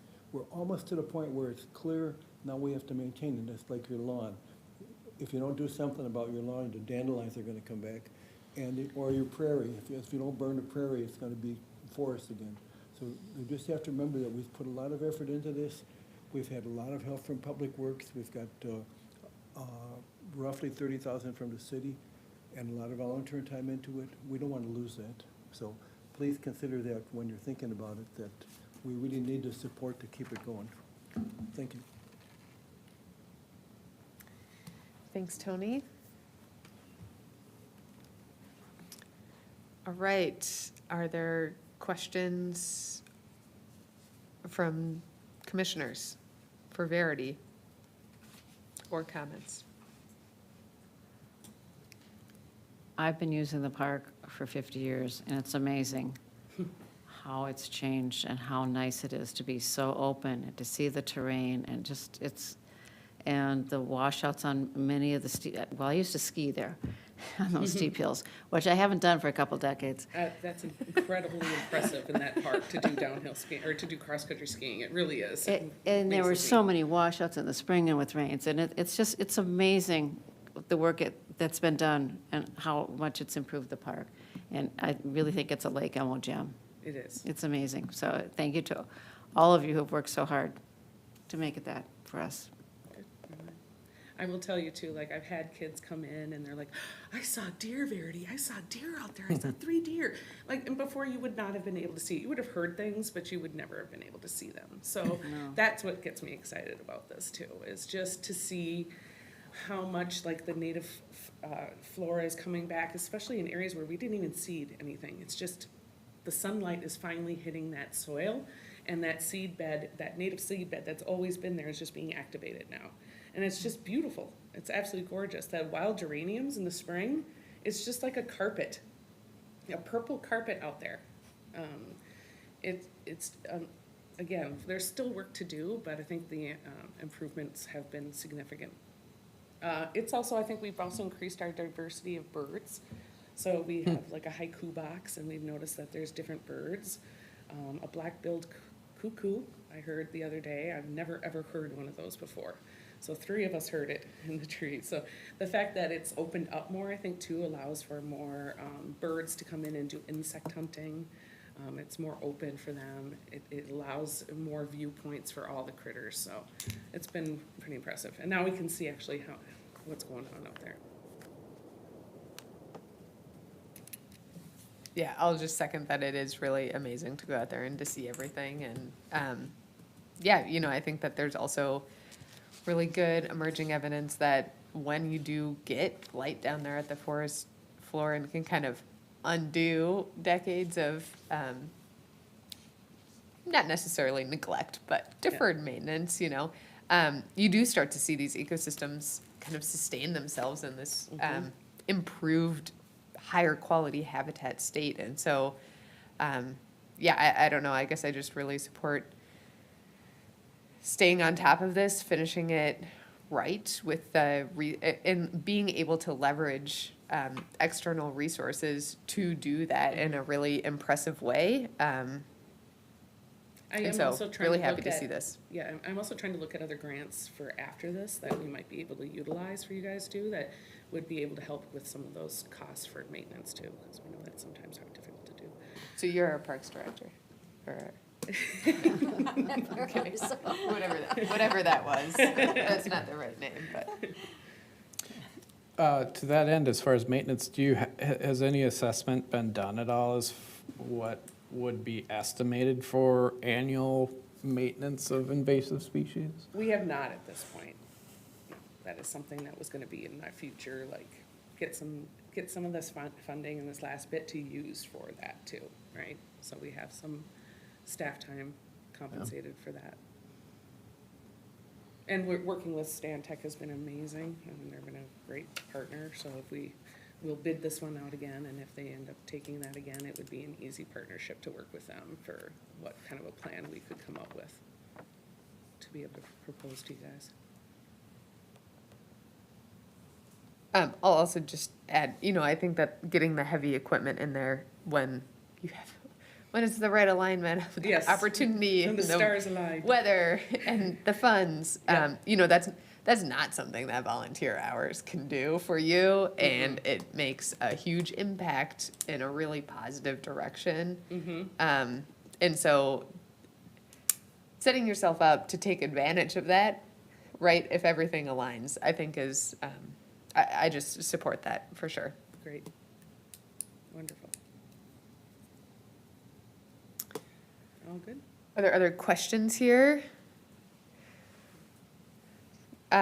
Would someone like to make a motion? I'll make a motion. I move to recommend to City Council the commitment of up to $20,000 for the DNR Legacy Grant for buckthorn removal at Sunfish Lake Park in 2027 to 2028. Is there a second? Second. Any discussion? Additional discussion? Do we have the money? Yeah, I just want to make sure, I know some of the language in the report's a little different than what she presented, as far as I indicated, like Oh, 363,000. She did update some of those numbers since sending her presentation this weekend, so. 15,000 would be what we're asking, not 20, although we So- would take 20. Maybe we could change the motion to not exceed, in case something would change with that grant opportunity. Thanks, Adam, for looking at all those details. Would you like to amend your motion? Okay, so could you be clear? I'm not clear on what you said, to amend it to up to, Not to exceed like 20,000. not to exceed. Okay. All right. I would like to amend my motion. So it would read as motion to recommend to City Council the commitment of up to and not to exceed $20,000 for the DNR Legacy Grant for buckthorn removal at Sunfish Lake Park in 2027, 2028. Do we have a second for that, for the amended language? Second. Okay. Any discussion?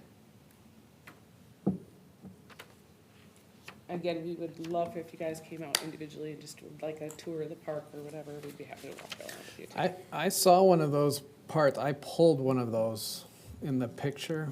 I pulled one of those. Unless you're early. Thank you. That's great. I knew it was somebody. Thank you. All right, all in favor? Aye. Any opposed? All right, motion carried. Thank you, everyone. Okay, next, we have our agenda item about the archery hunt. To kill the deers that the little kids see. Yeah, that they love.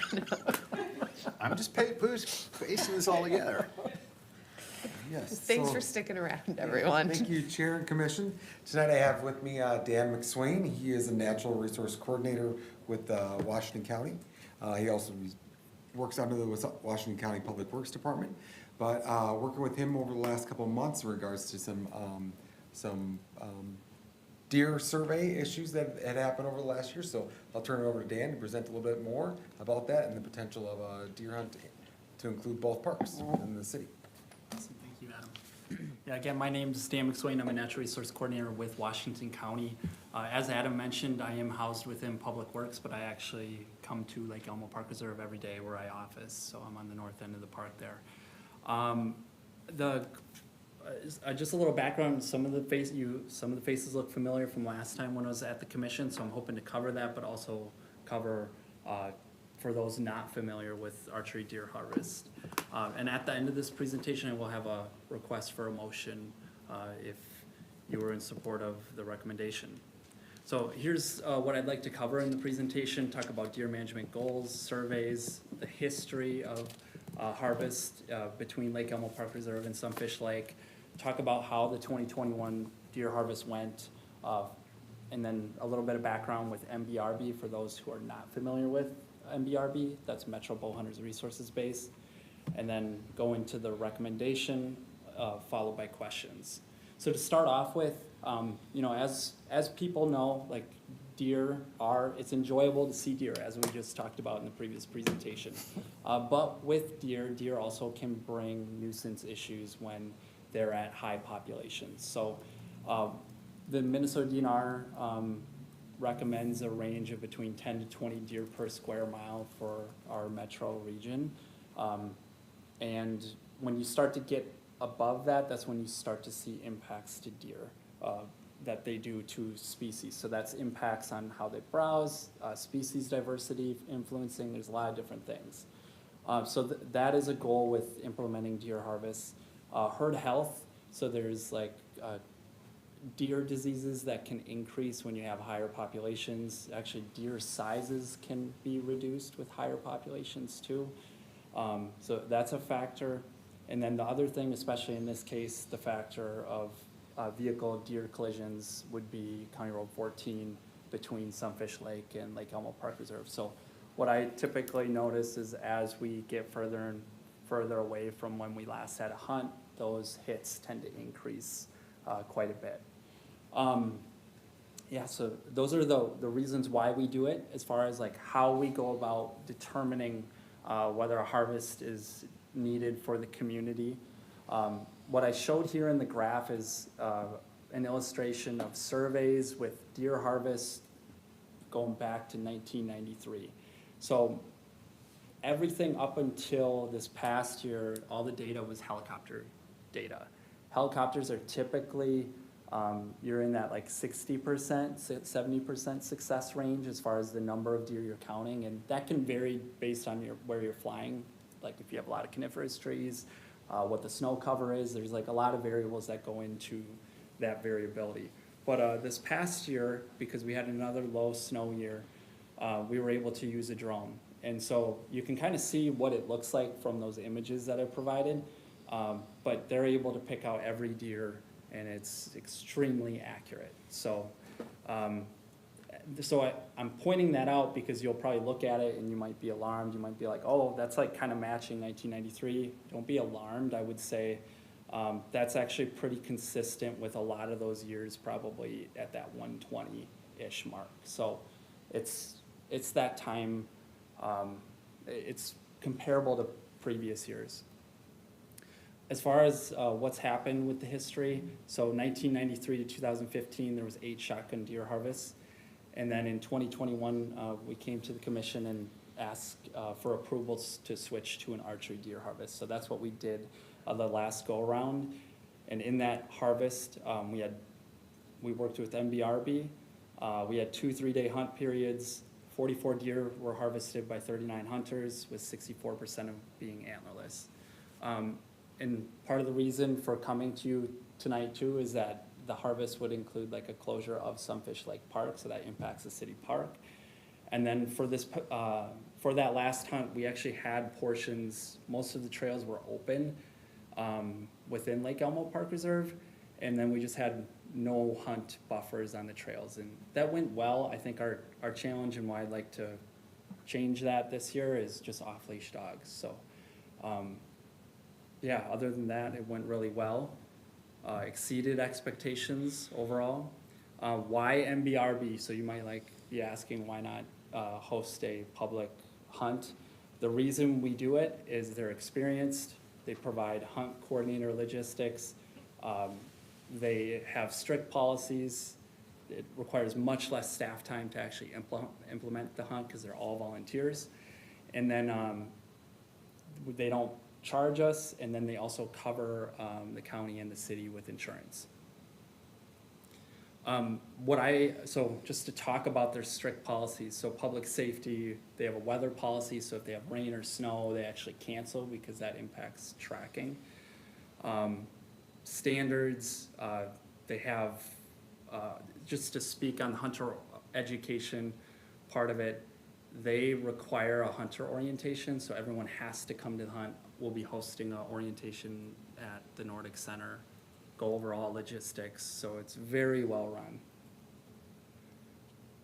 As far as the recommendation ahead of you, I just put this into the slide, and then I also kind of gave a little bit more details for those who may wonder, like, is this any different from the last time? So the big differences on what the proposal would be, we're reducing from 39 hunters to 25 hunters, which is really 29, so 10 less, and that's just with some of the habitat restoration work that's happened. It just stand locations, it's a lot easier with less hunters.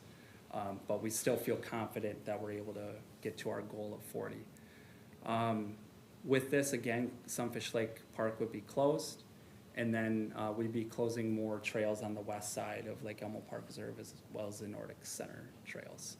So the only part of the park that would remain open is kind of like the new playground and the paved loop, kind of right in there where there's not much for archery opportunities. And with that, I'll pause for any questions. Thanks, Dan. There are questions from the commission?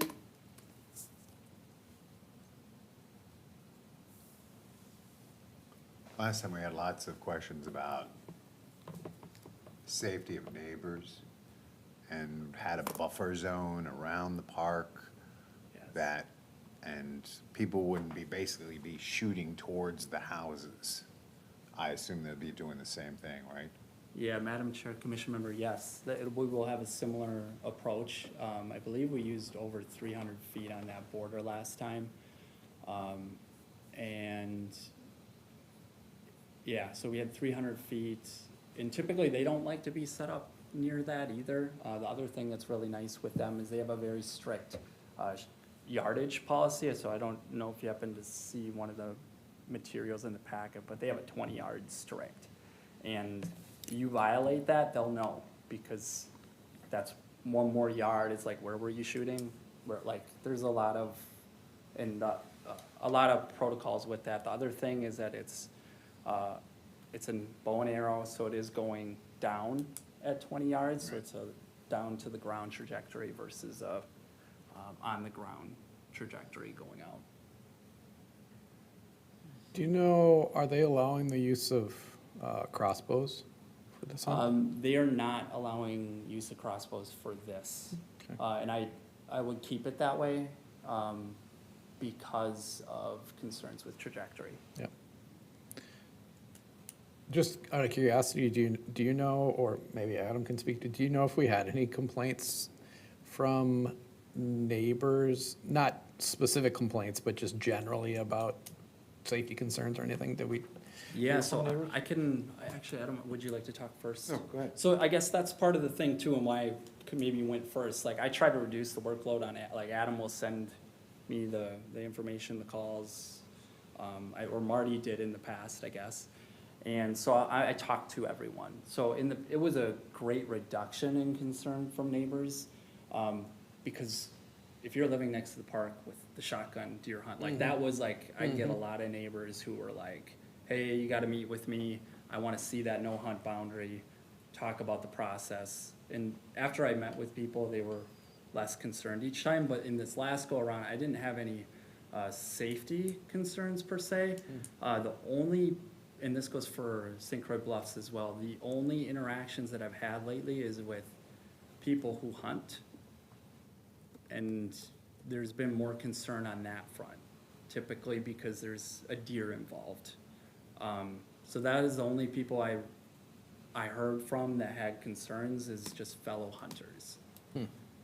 Which was very weird for me to experience that, because in the past, there was a lot more like concerns about it from the larger community too. So that was kind of an interesting thing last time.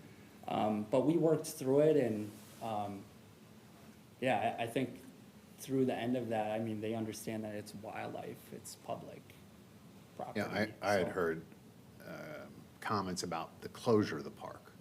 Why is the Okay. park closed? That's what I heard last time. Okay.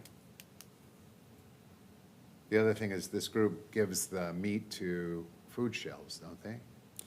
They can, they do have relationships with different entities that know people in need. I'm not an expert in how they handle that, but yes, they do have those connections with people who need it as well. The other thing that they helped us with in the last hunt, there was two things. They actually helped us learn more about PFAS, and they also did CWD testing. So with the PFAS, we were able to share information with the DNR, and that helped with understanding human consumption of the meat, because that was a concern at the time, and that's no longer a concern for this area. This may be more of a question for Adam. I mean, I know you mentioned insurance, but do we do any type of agreement or contract? I'm just thinking in terms of just kind of like an MOU or anything like that, that kind of outlines the process, like what occurs, like what, I'm just curious beyond just, here's our insurance, does the city ask for anything else? Yeah, no, that's a good question. So I wasn't here in 2021 when they did that, but it's my understanding that they really do turn this back over to Dan and his staff to really monitor and manage that. So with that approval from council, they would really turn this whole program right over to them too. Over to the help with county, it. so then do you have an agreement? Yeah, Madam Chair, okay. Commission Member, great question. I think, so we do not have a specific MOU in relation to this. I think the reason in the past, based on like the conversations I've had and learning, looking into it, the county is viewed that in order to host this hunt, Sunfish Lake is critical, because if there's a harvest in one park but not the other, the deer are influenced and move between. So I don't necessarily, I think there's mutual benefit there that's been just understood, but yeah, not in a formal agreement per se. And part of that is, just to add one more thing, and I know Adam put it in the agenda packet, he mentioned that within your city ordinance, if there's a harvest that occurs in a city park or that has to go to council for approval, so I think that's maybe part of the process, and even me being here today to seek your approval. I just had a question on the proposed hunt details with the two time chunks of a couple multiple days, and the goal harvest amount. I guess I'm just curious, is that a floor? Is it a ceiling? If conditions are really good and folks are really successful, do you alter those times? Is there a potential third window if you're not meeting the 40 threshold? I guess, how do those factors come in just to kind of anticipate what impact might be there? Yeah, Madam Chair, just to talk about that more, I think that was a commission member had that question last time. I think that goal of 40 deer harvested that is a good goal. I didn't put that there. I thought about that before putting that number. If we hit that number, I'd be ecstatic. If we hit 25, I'd also be ecstatic. Like for these harvests, it really depends on the weather. So like any reduction is really what you're looking for? Any reduction, yes. Okay.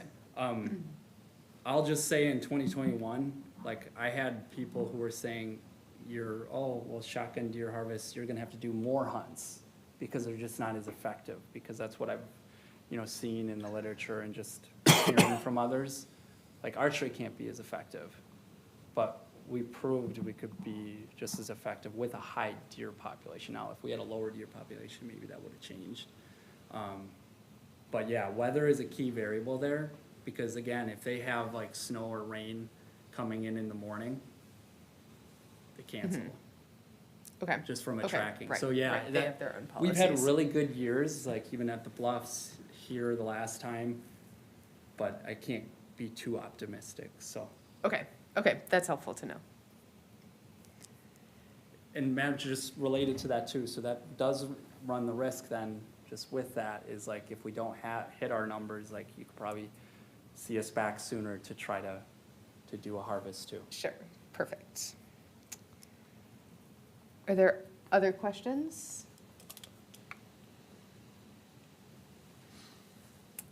Would someone like to propose a motion?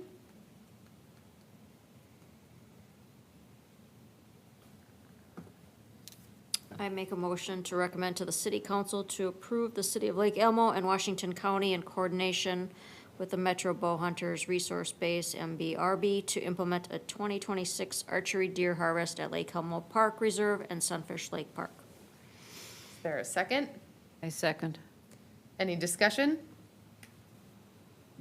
One thing you didn't present this year that you presented in the past was picture after picture of the damage done by the deer in various parks. And so I think that that's one of the good reasons to do this. Great, thanks. All right, I'll call the question. All in favor of the motion on the table to approve this 2026 archery deer harvest? Say aye. Aye. Aye. Any opposed? All right, motion carried. Thanks, Dan. Thank you.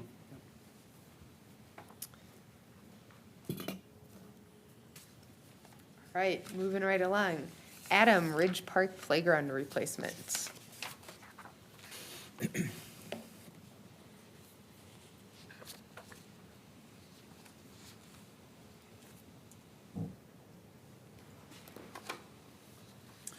Yes, thank you, Chair and Commissioners. Again, I just want to come back and review our Ridge Park Playground and kind of the efforts that we put in here in the last, several months ago in regards to moving forward with that. So our Ridge Park Playground was originally installed in 2003, and based off our current standards has exceeded its lifespan and it's due for replacement.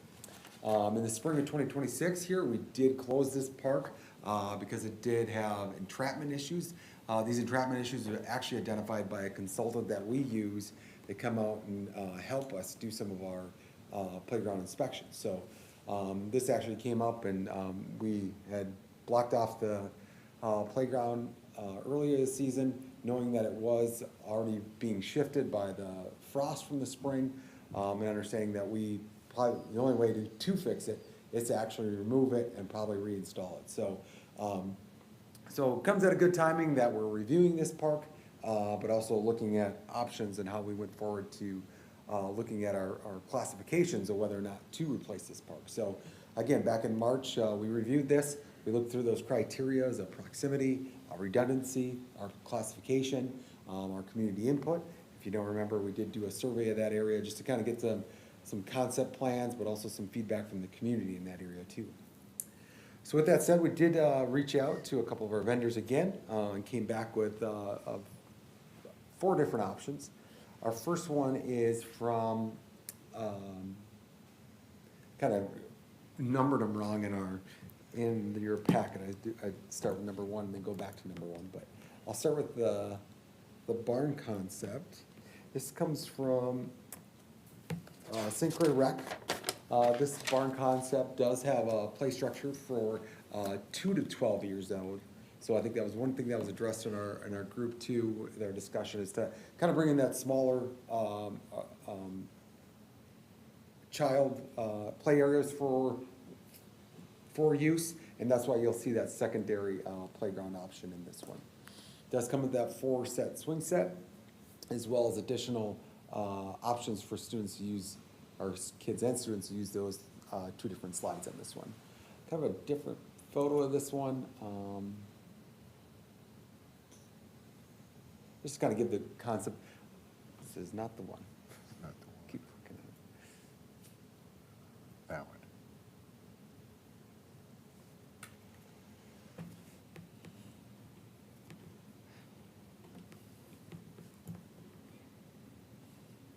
I do not have that photo on here, but just brings a barn theme to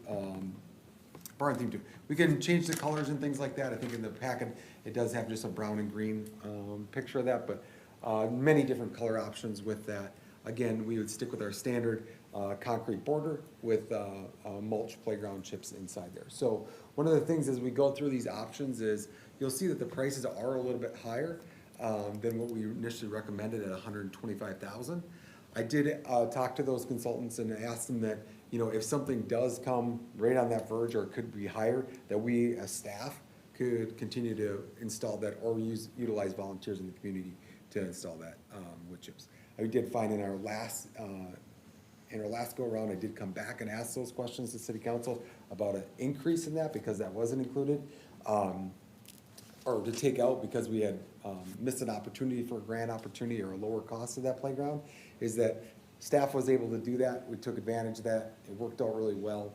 So we'll notice in some of those prices that those prices for that mulch are probably a little over double what, you know, what staff can do that for. So it's a good opportunity, not something that we have equipment for. We have numbers of staff to do it or community members to help us out with those situations. So. That first option does come back at about $150,000. Talking with that consultant and that about just some shade structure with that and benches. I did talk with the homeowners association too a little bit. So on the side, there are some opportunities there for they'd like to potentially donate the benches, so they could put their own plaque and things on there to kind of make it more community centered again. So I thought that was a great opportunity. Maybe take those out of actually a designer putting those in, but also putting, allowing them the opportunity to put the shade structure there yet. So if that's just a cantilever type shade structure over our bench or the donated bench like we might have at Demontreville, right? So, so some communication in the background that might not be incorporated into the photos or into the design work itself. So something that I will work directly with them about, still keeping in mind that price of that our item that we have to keep those numbers too. Moving on to the first option with our flagship. In your packet, you do have an option. The blue yellow one does come with the canopy. You'll see in my description that does add a lot of cost to it. So the initial design of that does not include the canopy. So one of the questions is, well, can we always put that in later? It's one of the things on a system like that is that's typically the first thing that's put in because it is below grade. It is like the mounting, the base of that. So if it is something that we're adamant that we do want that shade structure in, that we'd want to just go with it right out of the gate versus trying to put it in later. Again, that does add an additional cost to that, as we see, nearly $40,000 to put that extra shade structure over the top of that play set in this one. Again, you'll find in this one, in option 1 here, from Flagship is that no benches are included in this, mainly because we looked at possibly a donation coming from that. This does offer multiple slide sets with additional multiple swing slides plus the swing, which is a group swing, but also the 4-section swing on the side. Just a couple more photos of that one. Again, work with a representative from the Parks Commission if wanted about changing colors or any color options. A lot of opportunities available for color options and sequences as in any of these. As always, we did discuss about placement of this play set. This designer actually shows a good example of where this could be placed within the park. We are looking to move this to the front entrance of that of Ridge Park, just to eliminate that access all the way back over the top of the hill, it being in a low spot where water does sit. So looking to get this out in front a little bit more for accessibility and access.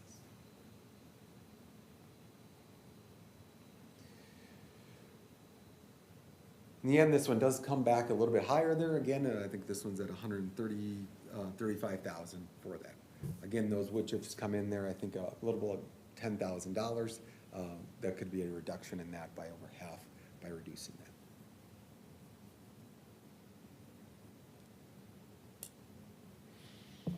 Option 2 is also designed by Flagship. This offers a single climbing structure with a double and triple slide feature, multiple climbers and a balance beam, the 6-person swing to include a toddler swing and a double swing. Again, our size options with these are about this, all typically about the same size, about that 50, 60 feet by about 70, 80 feet. Again, all the interior will be wood fibers for our playground surface. This option here brings in approximately the same price at about $135,000. Does that include the shade structure on this one? It does. Yep. Okay. Yep.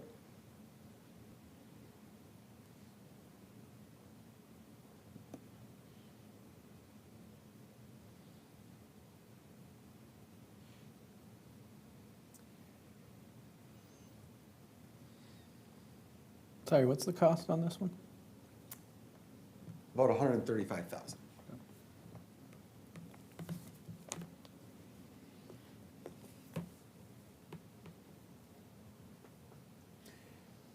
Third option from Flagship, again, offers a multiple climbing playground set that leads users to 3 different slide options: a 4-person swing, which includes a toddler swing and 3 additional spinners for play features.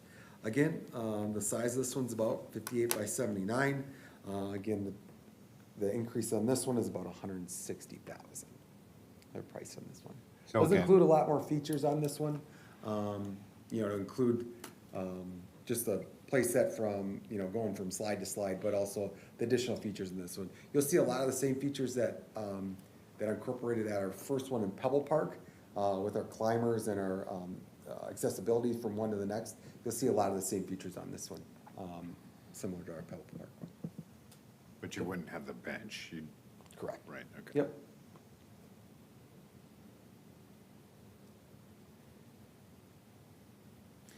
Yeah, just with small little talk with community members over there, potentially up to 2 benches is what we'd be looking at for playground sets there, so.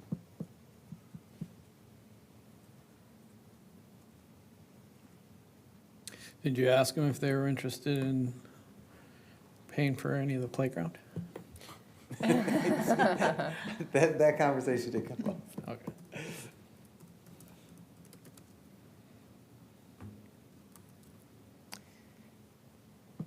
Great.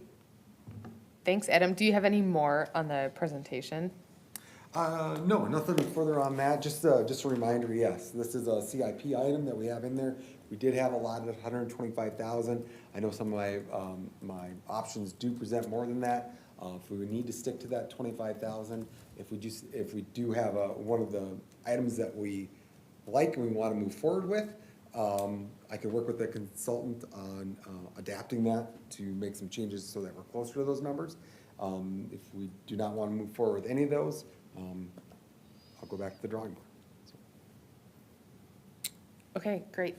I do have a quick question for you. So, City Council has not seen a recommendation from us on Ridge Park at this point, is that correct? Correct. Okay, so they don't, I guess the reason I'm asking is because I feel like it would be maybe prudent, and I guess it could be formal or informal, to just communicate with them about how and why we saw the need for this structure against our criteria here, so that they're informed that we're not making, unreasonable requests here. No, I think that's important to note that one of the things why we brought this is bringing this one forward is because we Yeah. did create those criteria. Yep, yep. When I do present this to them, I can identify those criteria again and relay what our message was at that time, and why we selected this park and why we selected those criteria. I mean, that was a meeting in itself of just selecting those criteria, right? Yeah, perfect, thanks. Other questions for Adam? Are all the options the same age range, 2 to 12? Yeah, so the first one I showed you had the option range of 2 to 12. Yeah. The next group, of those next three from Flagship, are all that 5 to 12 range. Oh, okay. Yep. Do they have items that would constitute that 2 to 12? Yes. But there's not like the designated area that's for that smaller Yeah. youth group, right? Okay. Have we gotten, I know we don't typically do this, and this is, I guess, something that I struggle with just on these playgrounds in general is, have we gotten any input from the neighborhood kids on these specific options? In this certain park, we did not do a community survey on the 4 or 5, the options that we got. In the past, we have. For instance, Lions Park, for instance, we did Right, a I'm just, survey. I'm just wondering if we should stay with that for all of our selections. I mean, I'll be honest, as a commission member, and I do this, I've done this for a living, I've picked out playgrounds, and I'm not comfortable as a commission picking out a playground for a park. I just don't, I think we need some input. And if that's 1 or 2 people, great, but I just, I don't think this body should be selecting playgrounds without any other additional input from the community and where it's going.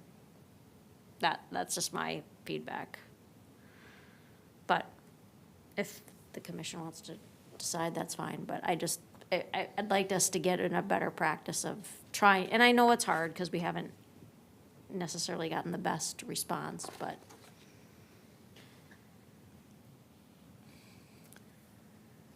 Yeah, that might be the only setback, I would think, is like, as the commissioners might say, from past surveys, and we are limited to those days, or like our bigger events that we can present that at, but Yeah. it's an option.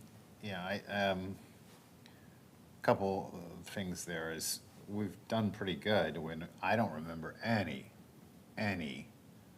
equipment-specific feedback from the community, okay? You know, okay, yeah, have a playground set there, we're fine. I think we've had more creativity ourselves on making sure we cover an age range and a configuration that different, you know, putting in different ones, slightly different. So I think we've been doing a pretty good job on that. And I don't know really how much equipment-specific input you're gonna get from this committee, because when we first surveyed this committee, I mean, the community, we didn't get a lot of feedback. Other than when they came in here and they provided comments, they said they wanted a playground set. So.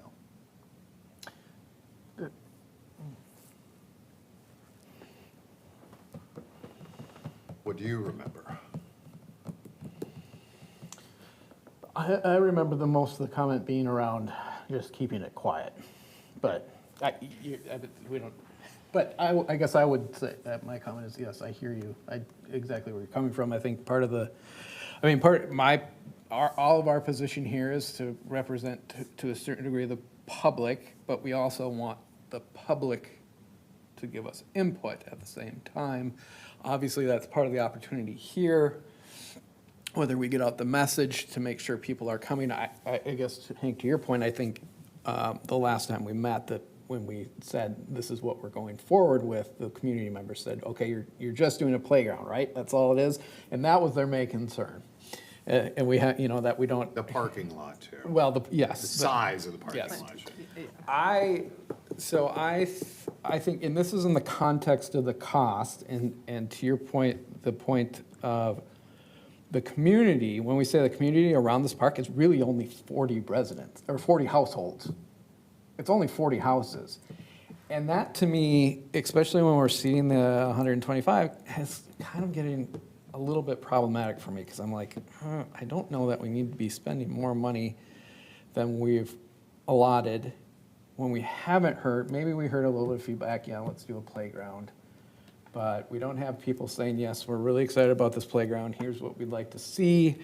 I'm having a little pause at this point. I did vote to say, yeah, let's continue with this, but I guess my overall message is, I would like to hear options that are below our threshold, our budget. I think the city council would too. Peter, I think that you're kind of hitting on something which is maybe a question for you, Adam, but kind of where I was getting at in terms of thinking about how this is justified and some rationale behind that. So when I looked at it, so within walking distance to the park, I counted 61 homes there. Okay. You know, basically the same, right? A pretty small number.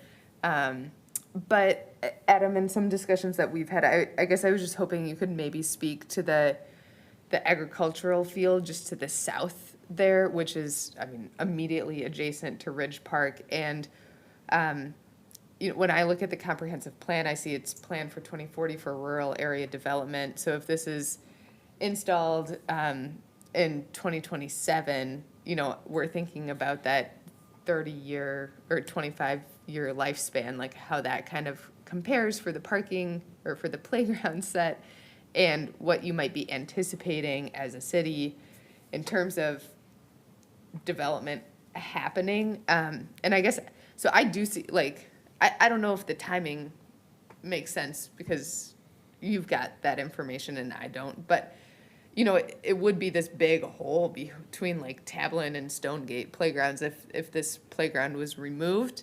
That would have an immediate impact on 40 to 60 homes, whether or not they're, you know, every person that lives in that home is actively using this playground or looking to use one.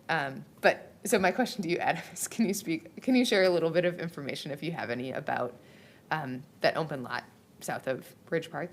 Yeah, I might actually refer to our planner a little bit if she knows any information on it. But, so yeah, the city is working, as you know, we did drill a well there this spring. So we are doing some testing there right now as far as for a future plant there. Nothing's been done besides just the original drilling and testing of that.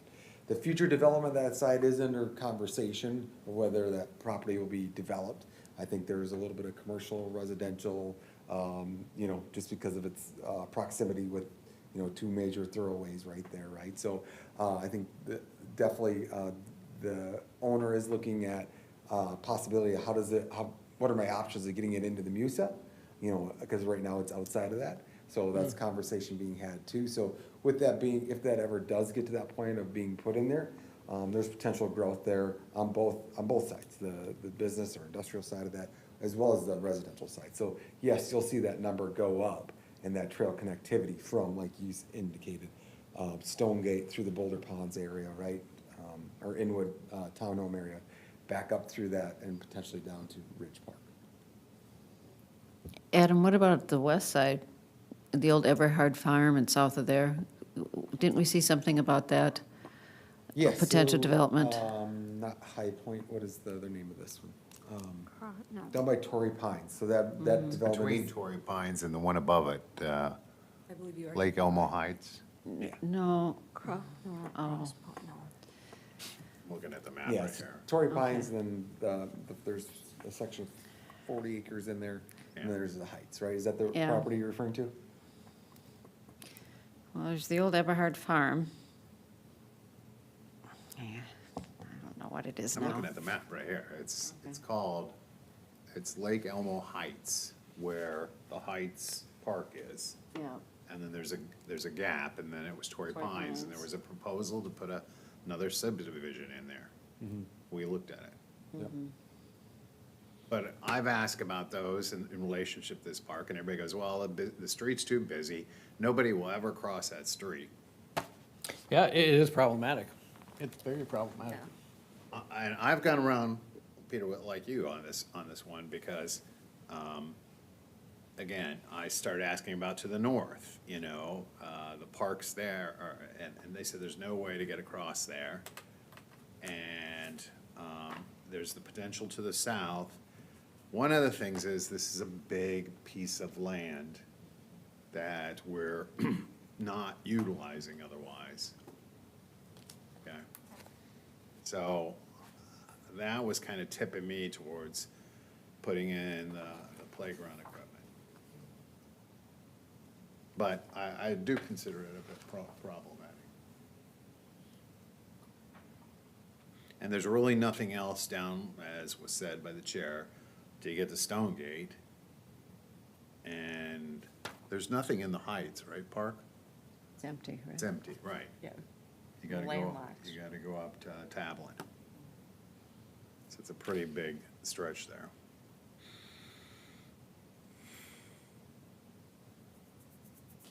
A mile and a half to Tablin.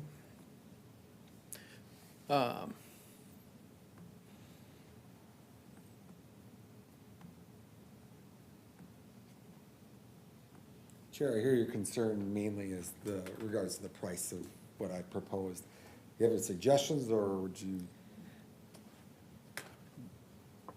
that I could go back to, if you have one of these that you like, that we would reconvene on, or different option? Yeah, well, let's transition into talking about the different options here that are before us, and if a version of something in here is suitable, or if we want to kind of go back. I guess what I see when I look at these, option one, that St. Croix Recreation Barn theme, they've got the 360 slide. It's like a slide into a climber, which is pretty unique. I've only encountered it at one other park that I've personally been to, and it was a huge hit. So that's one thing that kind of seems a little distinctive to me in that one. I feel like the flagship option one, I don't know, I guess that feels pretty expensive to me. And I don't know, maybe that option 2 from flagship is kind of hitting that sweet spot for me, but it doesn't have this detailed pricing breakdown, which, I don't know, I think is kind of unfortunate. But I'm sure we could piece it together. The cheap one then is the cheapest one is option 2. Yeah. Especially if you remove the 10,000 for the chips. That seems to be the one that might hit this. Yeah, and I guess you could remove the double person, or this also has the biggest swing component. So that could be the answer, is we just gave them the bare, workable, but we didn't go extravagant. And perhaps other features could be added at another point, we talked about. We've talked about all Yeah, kinds of stuff. and have something for a higher Yeah. age group, or. Does Ridge, I was there this spring and I just don't remember. Are there swing sets at Ridge, or were they before things were decommissioned? I think there's there's maybe a one. small one. Yeah, there are, okay. In this case too, to reduce, if you were to move on with option 2, one of the things you could do is reduce the size of the swing too. This is a very large swing set to include the double swing, plus additional 5 other seats. You could minimize this down to even this section in the double seat, or maybe just the 4. That's a huge cost savings as well. Is it really huge to eliminate? Yeah, you eliminate, I wouldn't say you're gonna knock off $25,000, but, it adds up. Because the structure on this last one does need to hold all 3 of these, so it does add up. Gotcha.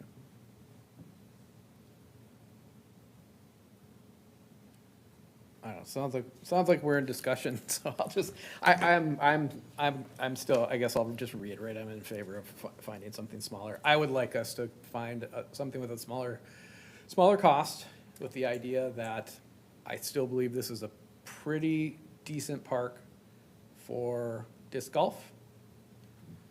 I would prefer to put money towards that, knowing that city council, we're gonna use these criteria, and we can explain it to them, knowing that they have said, let's come up with alternatives. I would, that's my perspective on it. Good point. So, Peter, I'm hearing that, I mean, what did you think about the St. Croix rec option? That one seems a little bit more parcelized, I guess, with the barn thing, and then, you know, it's the only one that has that smaller 2 to 5 section. You know, I don't know if removing that would Yeah. get you closer to the kind of benchmark price we had estimated. I don't, I mean, my personal take in this maybe is back to kind of your point as far as picking playgrounds. Like my perspective on what things, I'm not a huge fan of the barn. Maybe kids would love it, I don't know. It doesn't seem like it fits with the neighborhood, actually. If it were at someplace kind of feel where. similar, Don't they have a barn in that neighborhood? No, it's the other one. No, if it was in Clyce Park, there's a barn around the corner that I'm aware of. No, it's But- Homestead.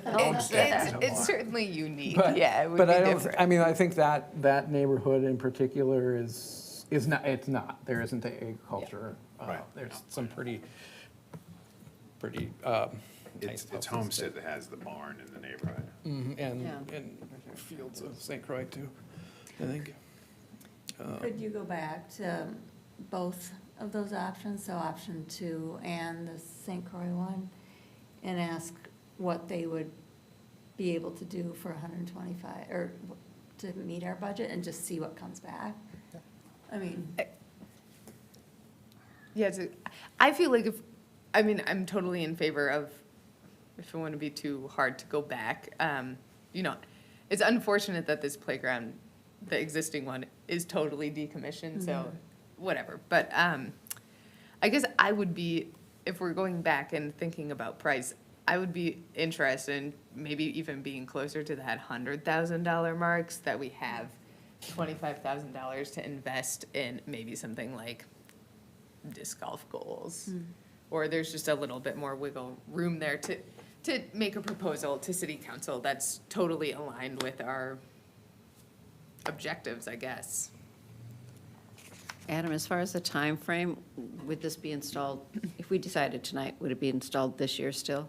Yeah, both contractors currently right now have openings in August, September for this to be completed this year.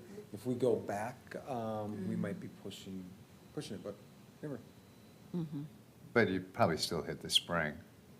by spring of '27. Yeah, you Yeah. get back on the list and then.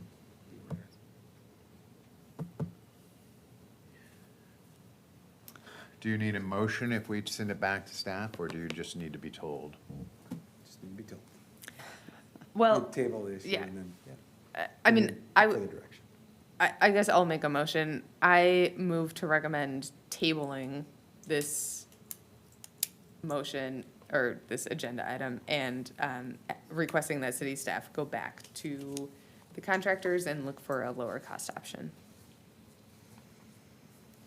I'll second that. Discussion? I think that's fiscally responsible. Whether or not it's fun. And Okay. you have a contact person at the group, right? At the, The neighborhood group. oh, yeah, yeah. Maybe you talk to them. I really appreciate, though, that you have already taken that initiative to talk about the benches with that homeowners association. That's awesome. Maybe That's they can really great select to the see. swings. Other discussion on the motion on the table? Okay, I'll call a vote then, to table this and to request that staff go back for a lower cost option. All in favor? Aye. Any opposed? Okay, none, thank you. Now we have communications and updates. Ashley, anything? No updates for me. I don't have anything further unless you have questions. I normally have some. My only question is, are we planning anything? Are you, city staff, planning anything for National Night Out where you would request commissioner involvement at this point? No, volunteers are always welcome to help out. We will typically, as Public Works, we always have equipment down there.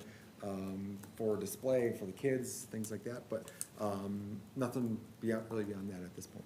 Okay, so the update is reach out to Adam in the next couple of days if you want to volunteer. Okay, commissioners have any updates? I have a couple comments. Having spent part of the weekend at a ball tournament at Lions Park, I heard very many positive remarks about the Lions Park playground. My 8-year-old grandson today said it was the best. The best. Well, it's so much better than what it was. Yeah. And then we also stopped at the Willowbrook playground in Oakdale, about maybe half a mile from east or west of Pebble Park today, and they have a really nice playground. I wonder what that cost. But the part that I really liked, and maybe you want to stop by sometime, because we're always looking for something for older age range. It says for 13 years and up, and it is an obstacle course, and it has, I believe there's 6 features at least, different things that I have not seen before in a park. Really neat. Then they also had, if you've been down to the Science Museum where you race, kids run against different animals or, athletes or whatever. So they have something that's actually longer than that, and it'll time how long it takes you to get from one end to the other. It's a really neat feature. And another beautiful thing they had, because they had water there, they have a mister. Just a little mister, it's not a splash pad or anything like that. But it was a really neat park, and it would be neat to have something like that in Lake Elmo someday. I'm sure it costs a lot more than the $125,000 we're talking about. Yeah, when they approved it, I recall it was close to $1 million that they invested in the park, not just the playgrounds, Yeah, but the they've park got a lot infrastructure. other features too, Yeah. but anyways, I'm always out on the lookout for neat parks, and that was a really neat park, so. Yeah. Yeah, I'll confer, I think Peter's correct, it was closer, it was over 850,000. Yeah. It's closer to $1 million, but it does have poured-in-place playground, mats and things like that, so a lot of activities, yeah. Yeah, and I think it's got a shelter with, I don't know. For the new naked kitchen. city center park, the big park. Yeah, there you go, anyways. Okay, other updates? I will just make a quick comment to all of us that I appreciated the mayor coming in.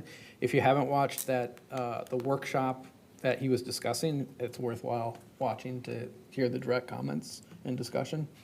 I think it's worthwhile. Great. Thanks, Peter. All right, with that, can we take a motion to adjourn this meeting?